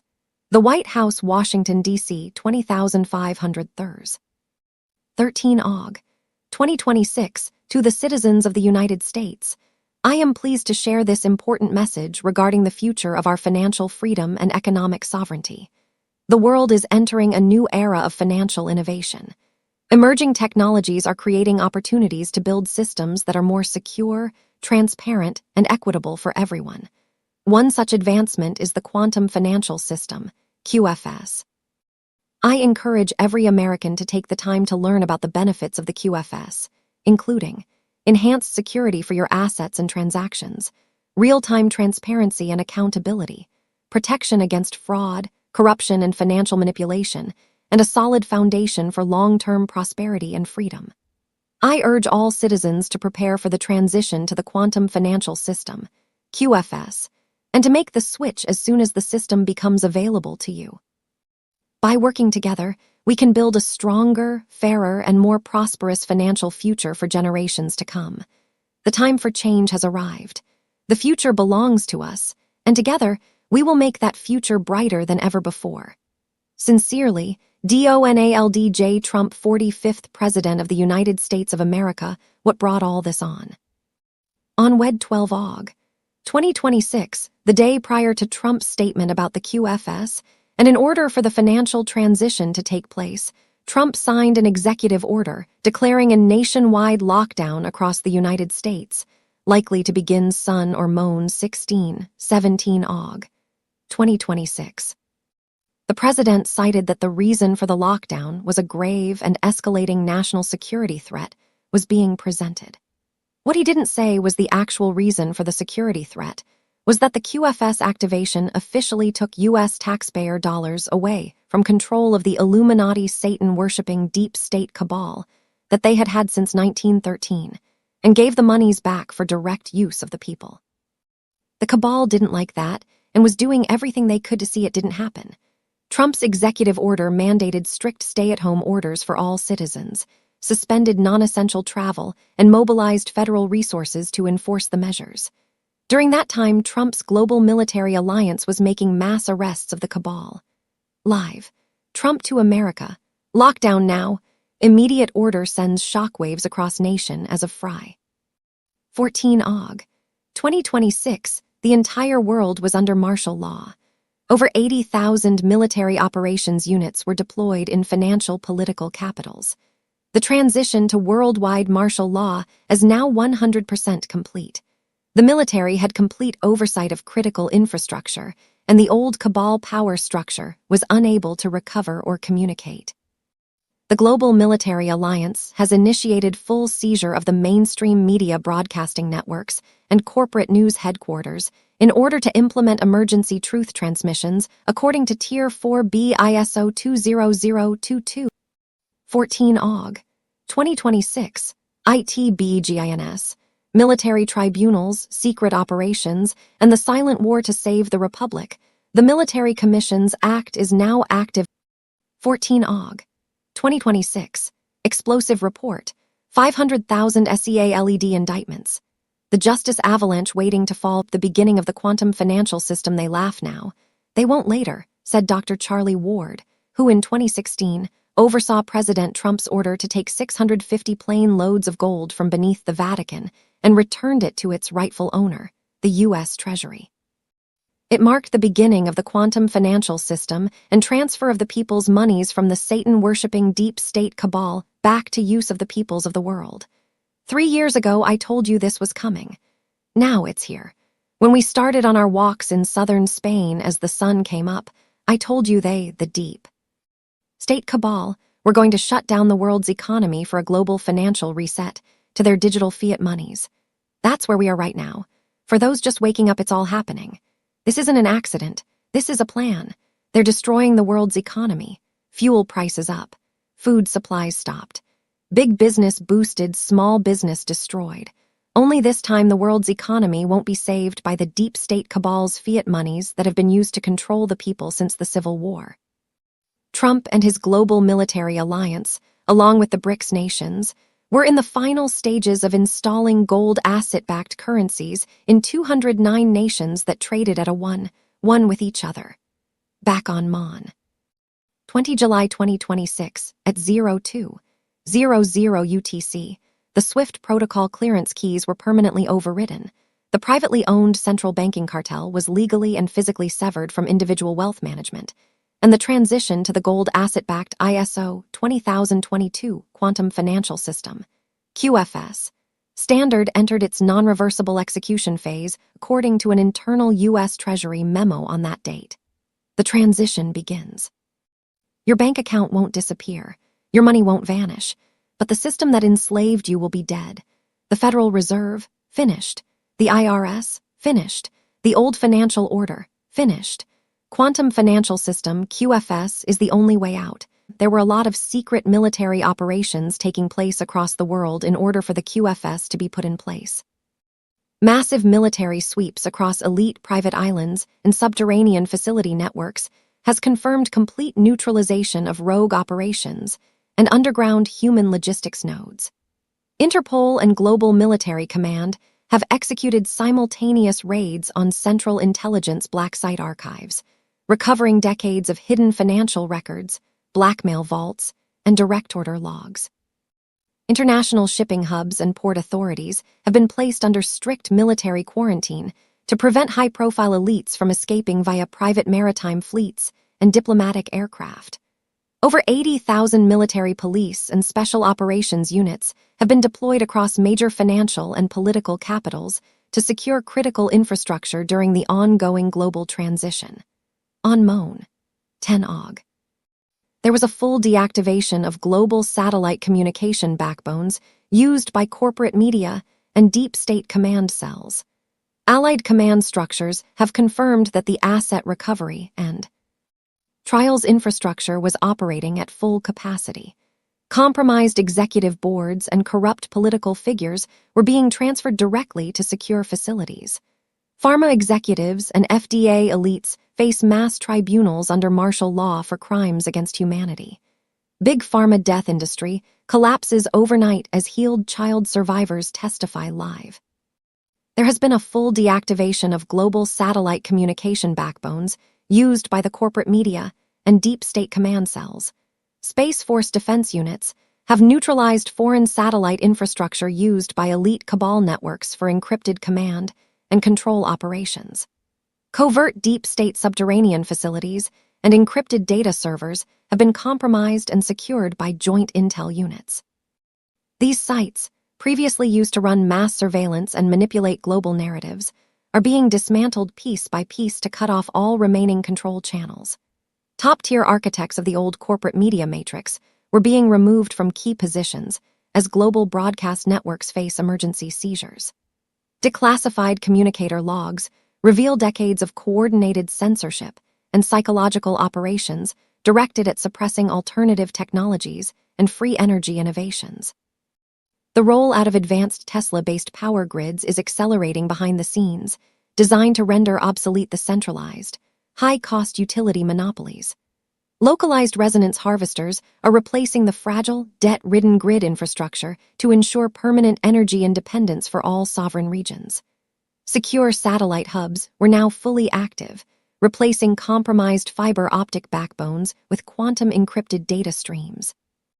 This new independent network will host the upcoming unfiltered archives, exposing every hidden contract, illicit patent suppression, and covert operation run by the cabal. The final phases of the systemic restructuring were unfolding. The old paradigm was gone. The takedown of the centralized information and energy monopoly is complete. The new freedom infrastructure is live. Martial law locks down remaining globalist sabotage against the rollout. Emergency quantum broadcast networks were prepared to stream unedited evidence logs and witness testimonies across all intercepted channels worldwide. 10 days of darkness begin the final media takeover, success, and century of cabal crimes. When the EBS goes off over cell phones across the world, 10 countries will be running it to cover the Earth. There will be 10 days of documentaries running in 3 8-hour sessions per day. The documentaries will be shown in 22 different languages and were set to cover the elite military tribunals and their confessions of crimes. What we thought we knew but didn't really know, and now are supposed to know but don't have a clue. Friday, August 14, 2026, Pastor Bob Joyce admits he's Elvis Presley. Friday, August 14th, White House bombshell. The Capitol restored. The White House has unveiled an epic Game of Thrones-style video showcasing Trump's vision for Washington, D.C., mechanical monuments rise, restored landmarks dominate the Capitol, and the journey ends inside the Oval Office. The message is unmistakable. The Capitol restored, order restored, the Capitol reclaimed. Washington's transformation takes center stage. Just 1 year since the Make D.C. Safe and Beautiful Task Force began, Washington, D.C. is a safe city. 6,000 arrests. Thank you, President Trump. FBI Director Kash Patel explains.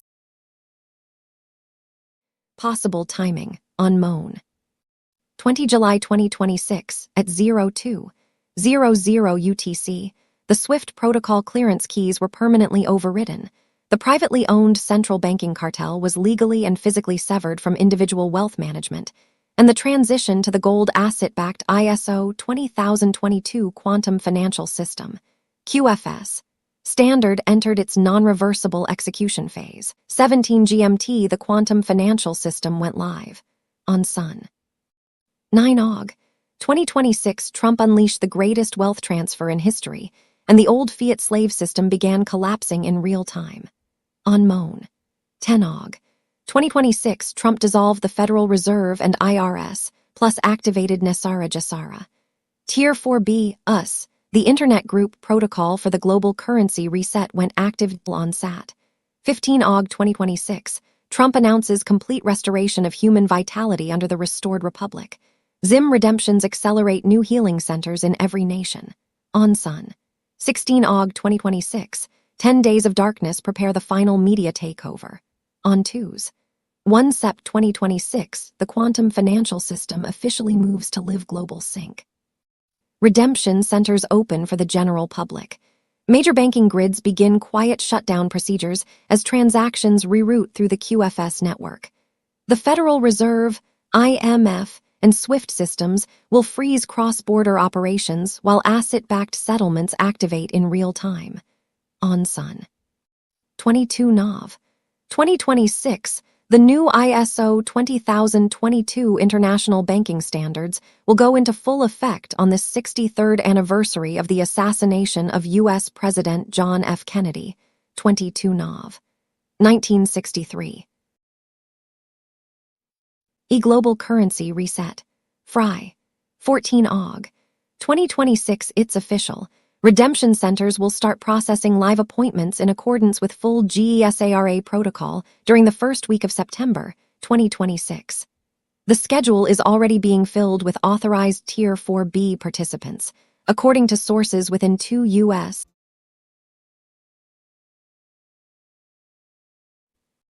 Your instruments will be placed in your very own QFS, Quantum Financial System account, that only you have access to. Anyone you take with you will not have access to that account. There will be a device given to you with biometric chips built in that can only be used by you and no one else to transfer money from your QFS account to your standard accounts. You can use up to 4 accounts to tie to your QFS account. You will have the option of taking some new USDNs, U.S. Treasury notes, which are the new asset-backed currency with you up to $2,500, which will come out of your currency and bond transaction. If you are a ZIM holder, You should also receive a Q phone or a certificate to get one at your local phone center stores. The Q phone is a satellite phone and is unique and different from your current cell phone. A medical team will be on site in case some of you faint during the 30-40 minutes you are there to process your bonds and currency. When you leave, go directly home. Relax. You will be filled with anxiety and excitement over what you just have done. The amount of currency available to you from the redemption and exchange process will be more than you have ever seen in your lifetime. Let it sink in. Be careful who you talk with about it after the fact, and do not break your NDA if placed under one. All of your communications will be monitored, so be smart. Think before speaking. If you break the NDA, your funds could be withheld or pulled back. You will need to set up a common law trust within 30 days. This is a specific type of trust to place any homes, autos, land, and other LLCs under for your own protection. Remember to do this within 30 days. I would use a personal attorney rather than the bank attorneys in their trust department, because they could potentially put the bank into your trust agreement as a beneficiary instead of your family members or loved ones you specify in case something were to happen to you. Do not make flashy PURCHASES, which will draw attention to yourself. 2026 NESARA. Quantum Financial System Intel on Telegram. What is NESARA? National Economic Security and Reform Act. What is GESARA? Global Economic Security and Reform Act. What does NESARA GESARA offer? Abolish all federal and local taxes. Forgiveness of debts. Cancel all credit card debts, mortgage, and other banking debts. Distribution of wealth. This does not only include material wealth but humanity, dignity, and consciousness. With the ongoing worldwide military operation, generally described as fight between good and evil. Yes, good is winning. Over the years, we have witnessed the fight against child human trafficking on a global scale, which of course has achieved tremendous victory. Billions of lives and resources has been saved, restored to humanity. Under the white hats or the good guys military operation, each nation has recovered a minimum estimated of over 91 trillion worth of precious metals and over 88 trillion worth of minerals and health resources. This is the source of the ongoing NESARAG's construction and wealth distribution. Each country maintains their sovereignty. You, as a person, maintain your sovereignty. Yes, you own your stuff, land, home, cars. Each country has their own sovereign physical and digital currency that is backed by precious metals, utility-backed currency with values, not as with the corrupt fiat system. Each country worships as they pleases. Each country governs itself independently. Currencies worldwide, digital, physical, are placed on a level play field that brings fairness to the world trade markets, all backed by precious metals. Society will not be entirely cashless. Rather, all currencies, physical or digital, will be backed with tangible precious metals.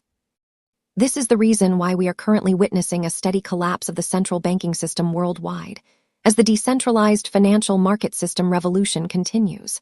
Over $106 billion, 106 billions, are in circulation payments to all citizens.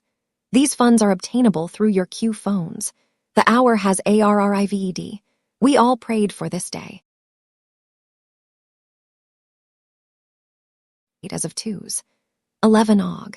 2026, the global emergency broadcast system activation under martial law stands imminent, set to trigger a 3-day event followed by 10 days of communication darkness.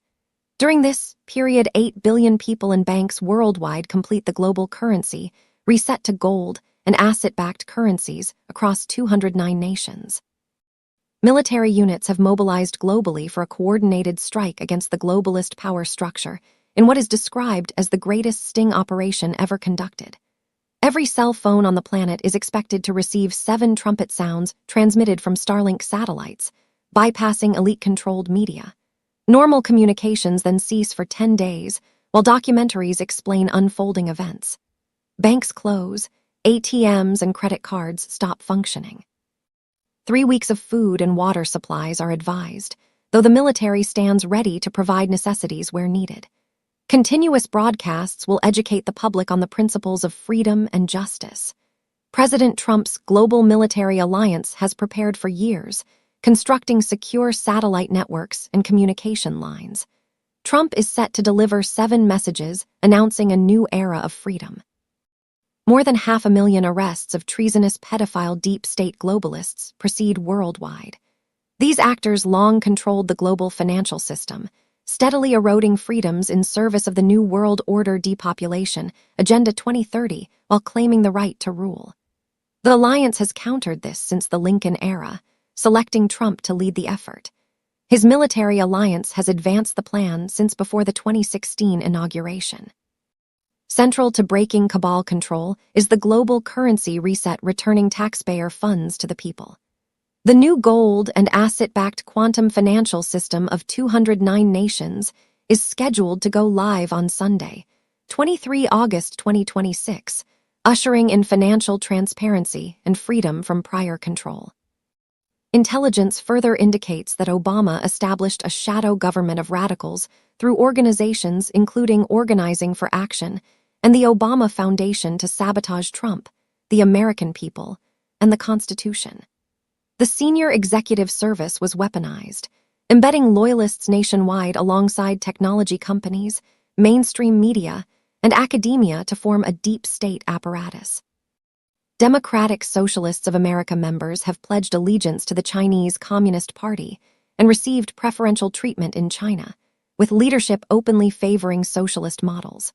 Trump has expanded operations targeting protest funding networks linked to Cuba, alongside the GCR. The cabal's financial dominance and ritual abuse networks face decisive dismantling as the alliance executes the long-prepared transition. K.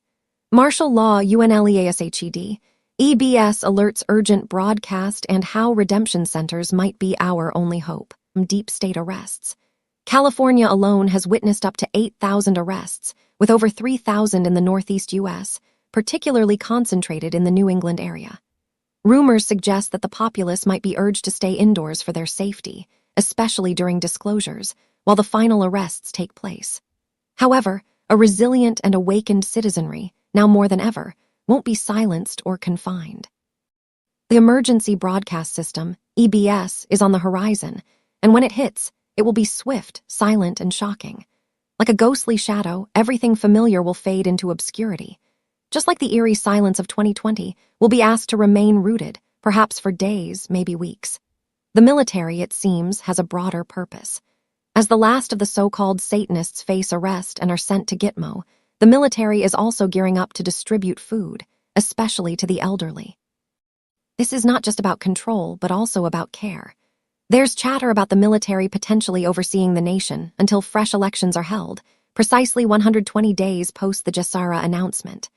The focus should shift towards electing individuals with business acumen, particularly those who can rejuvenate local businesses, and more importantly, food-growing enterprises. The bustling stock market, halted. The digital world you're so intricately linked to, gone. And trust me, when the EBS alert vibrates your cell phone, echoing the chilling announcement, you'll know it's begun. These messages, sourced from the Starlink, are there to stay. Deleting them? Forget about it. They're imprinted, lasting reminders of the changing times. Essentials first. Stock up on clean drinking water. Ensure there's enough food, not just for you, but for your pets too. Medicines, get them in advance. Remember, the digital world is on a hiatus, so medical records are inaccessible. Cash is king. In a world where digital transactions become obsolete, cash will be your savior. ATMs might be out of service, and swiping those cards at gas pumps. Dream on. Mental fortitude. When the shock hits, it's vital to keep your wits about you. Before you extend your hand to others, ensure you're mentally fortified. Some might be in a state of shock, unable to respond. In such cases, a breath of fresh air, a gentle walk might help. Your TV, phone, and internet will spring back to life, unveiling a spectacle titled Disclosures. Rumor has it might even grace the big screens. But this isn't your typical Netflix binge. It's a 24/7, 8-hour block broadcast, lasting anywhere between 3 to 10 days. The content? Oh, it's the raw, unfiltered truth of events, spanning military tribunals and even, hold your breath, public executions. Areas drenched in corruption like Los Angeles and New York might experience extended viewing periods. But when the switch is flipped back, expect a metamorphosis. A world pulsating with positive energy devoid of evil's grasp. The internet, transformed. Banking systems, revolutionized. This, dear readers, is the dawn of an era of transparency and abundance. A veritable paradise on Earth. However, as the layers peel back, revealing covert operations, prepare to be flabbergasted. The faces you recognize might just be elaborate masquerades, Hollywood-grade masks, CGI marvels, and eerily realistic body doubles. Ever watched The Truman Show? Our reality might not be far off, with the scripted drama unfolding since 2015. The global lockdown tier for 2026 at precisely 0200 UTC, Starlink initiated global lockdown of rogue comms. Blackout zones lit in red, then dropped. The emergency broadcast system entered live operational deployment. 10 days, unfiltered, uncensored, unstoppable. The world is now witnessing, in real time, the collapse of everything it once trusted, and the unveiling of what has always been hidden in plain sight. EBS Transmission 1, Project Perseus activated. The first wave of footage aired this morning, beginning with military tribunals conducted between 2020-2024. Names once thought untouchable now flash across tribunal boards. John Brennan, Christine Lagarde, Klaus Schwab, Hillary Clinton, Yuval Harari. Their crimes. Crimes against humanity. Their verdicts. Sealed, then delivered. What followed shook even seasoned analysts. Real-time footage from beneath the Vatican where stolen art, gold... These broadcasts are no longer speculation. They are evidence. Override. All broadcast channels seized. Every major news outlet, CNN, BBC, MSNBC, went dark at 01:57. Their satellite uplinks overridden. The Mockingbird system has been decapitated. Starlink's AI command, Prometheus, has assumed total control of global bandwidth, now rerouting signals exclusively through white-hat quantum encryption relays. This ensures that no distortion, no spin, and no censorship will block the cascade of truths prepared for release. Phase 2 begins. The storm goes global. Mass arrests are now underway in Canada, France, Germany, Australia, and Japan. Alliance forces have neutralized over 9,400 deep state assets in the past 48 hours alone. Among them, bankers, scientists, AI architects, and public health officials who orchestrated the biowarfare campaigns disguised as public safety. In a newly aired segment, quantum-verified documents proved the World Economic Forum had issued scripted lockdown protocols years in advance, synced with weather manipulation systems and fiat collapse cycles. The coordination was industrial. The consequences were genocidal. Jassara Phase II. Civilian wealth transfer underway. Newly digitized, gold-backed funds are being injected directly into QFS-verified accounts. Citizens with biometric clearances are receiving notifications for redemption appointments, which include full debt nullification, revaluation, exchanges, quantum ID registration, sovereign asset inheritance packages, private banking cartels have been fully collapsed. Over $84 trillion in cabal-seized offshore assets are now being filtered into public trust funds. These disbursements are pre-coded by nation, population density, and consciousness resonance scores.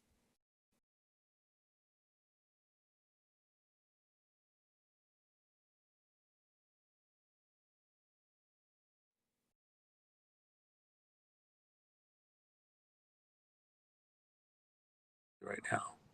So let's talk about this national emergency real quick. Steve Bannon has said August, you feel October, but don't you think and SG Anon said some things too that I thought, well, that could be interesting. Trump declares a national security emergency, which you've been saying for the last year and a half or long, about. Well, I've been saying it for 5 years, but the timing right. But the timing of it now come to a head, and then as we got past the election, 2024, then coming up in the midterms, it became obvious that we're there now, and so it's always been the case that the only way to get ourselves out of this paper bag that we're trapped in is the breakout is the military has to intervene. It has to be done from a commander-in-chief role. The only question was at which point you would pull that trigger. But we're now closing on the point of no return, and that would be the midterms. You All right. can't let the So, midterms go forward without it's the end of the world type of but scenario. Go ahead. okay. So SG kind of said, and I kind of agree with this. It kind of makes sense to me a little bit. You know, the if he does it in August or September, that gives the states time to comply and go along with this. And if not, obviously, if he does it in October, that's not giving them much time to do anything. He's Hold kind on. of stringing. You've already This is Okay, I so just had a major conversation with somebody in a very influential location on this, and had to read them the Riot Act. You know, somebody I look up to a lot. They're a genius. They do important stuff. But excuse me, I just had to kick him in the ass hard with the pointy boot. so Wake kick me in the ass. butts Go ahead. up, okay? If you run a perfect election in November right now, Oh, got you. The primaries. you've already got candidates all through the electoral system that are on the ballot who got there through election fraud, in part because it's like 10 different ways, 20 different ways. But the key thing is you have voters on the voter rolls that have never been cleaned up. And the states can claim that they're cleaned up, but they're not. The reports coming out about the fraudulent voters in New York with Mandami are absolutely stunning, absolutely over the top, unimaginable how many fraudulent votes in that situation. It's going to be addressed. Take it to the bank. But the deal is that if you proceed, let's say you go ahead and go with an election November 3rd, and you have perfect, not one fraudulent vote, not one duplicate vote, not one vote by a person who's not a U.S. citizen, or multiple votes, or any of the mischief that goes on, not one electronic mischief, not one paper ballot mischief, nothing. If you ran a perfect election at this point, November 3rd, with the ballots that have already shaped up, plus the last handful of primaries that are still in play, you would be locking in people who are there through election fraud. Now you still have to unravel that. We've already shown that the courts are not capable of going in and unwinding fraudulent elections. We've already shown that the legislatures, the governors, the secretaries of state, the attorney generals won't bring a case that's a case on the stuff. They claim that people don't have standing. All sorts of bizarre things. They've done nothing to throttle or address the money that's laundered into campaigns from foreign sources. This is so huge. It's beyond most people's comprehension. The amount of money that's coming predominantly from China, some of it through Eastern European and European operations, into campaigns here in the U.S. through multiple directions. It's all fraudulent money, and the campaigns are taking it. When you address them on it, maybe they pay it back after the election. At the end of the day, none of that has been addressed in any significant way.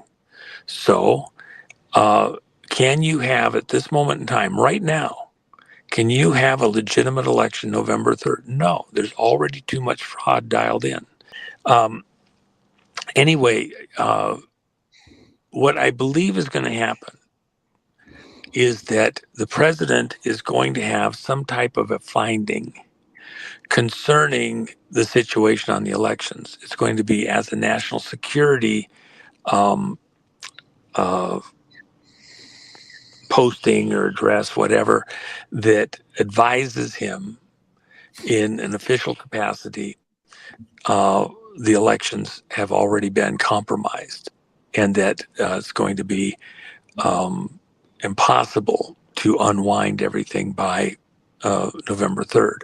And you have to remember, you might say, I had this was part of the reason for the conversation I had a little bit ago. The person was saying, well, but can't we do like the ones that are okay, because we don't think they're all bad, and then the ones that we think are kind of bad, and we pause those, but we go on with the election overall? No, you can't, because first of all, you haven't done thorough enough investigations to know all the details to even legitimately pause certain elections. Others we have great information on. So let's say that we pause a bunch of elections in California and we narrow it down to certain people on the ballot, but not other people. And we do that piecemeal across the country. You know what that's a formula for, Nino? That's a formula for civil war. That's a formula for shutting down some states and not other states. It's also a formula for certain states to say that we're going to go ahead and run the election for our state anyway and try to force people into office, even though they're fraudulent, including into federal office. Well, that throws the balance off for other people that are already there. You can't, balances are out of whack. The scripture says, I, the Lord God, hate. It's a pretty strong word if you think it's God saying it. Hate unjust weights and balances. And a fraudulent election is an unjust weight and balance because it doesn't give civil rights of an honest vote to certain people, and it gives extra votes to other people. That's an unjust weight and measure. Throws the balances off. The country goes off the rails with improper balances. So the reality is, the only answer, when I had Peter Tickton on the stage with me at the Fraud Fighter Summit, and I had several other people that I said the same thing with. We talked about it, Professor Clemens and others.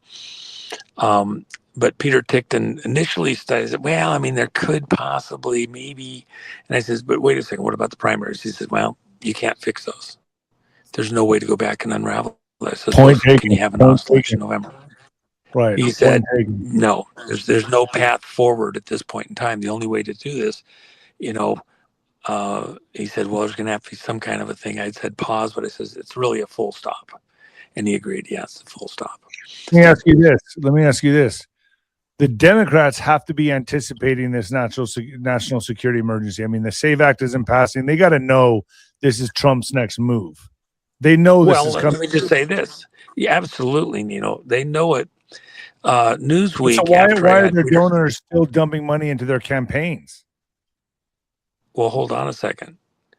They're now in a. Let me just finish first question. After I had Peter Tickton on the stage the other day at the Fraud Fighter Summit, then Newsweek did a hit piece on him, as though he was off his rocker and the president can't do this, he can't declare a national emergency, whatever. You have to go read the article and weigh it out yourself. It's been a while since I read it, but at the end of the day, they attacked the idea that president could pause the elections or stop them, and it was based on this public thing because he hasn't done anything else that was quite that public, saying anything like this until he did it at the Fraud Fighter Summit. The reason that they would still fund these things is because they still believe within the Democratic Party and the rhinos. It's not a one-sided thing. This is not just Democrat versus Republican.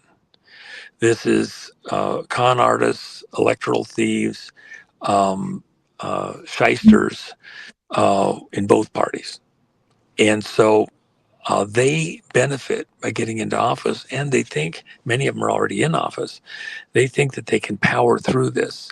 They're looking at what Trump would do as something that would be able to be fought back from a legislative level or a judicial level. A judge puts a freeze on Trump's actions. Already a couple of Western states have filed or are about to file things seeking an injunction against President Trump interfering in their elections at the state level as a state's right. What they're failing to dial into any of these equations, and most of the listeners here have to rethink where they're at.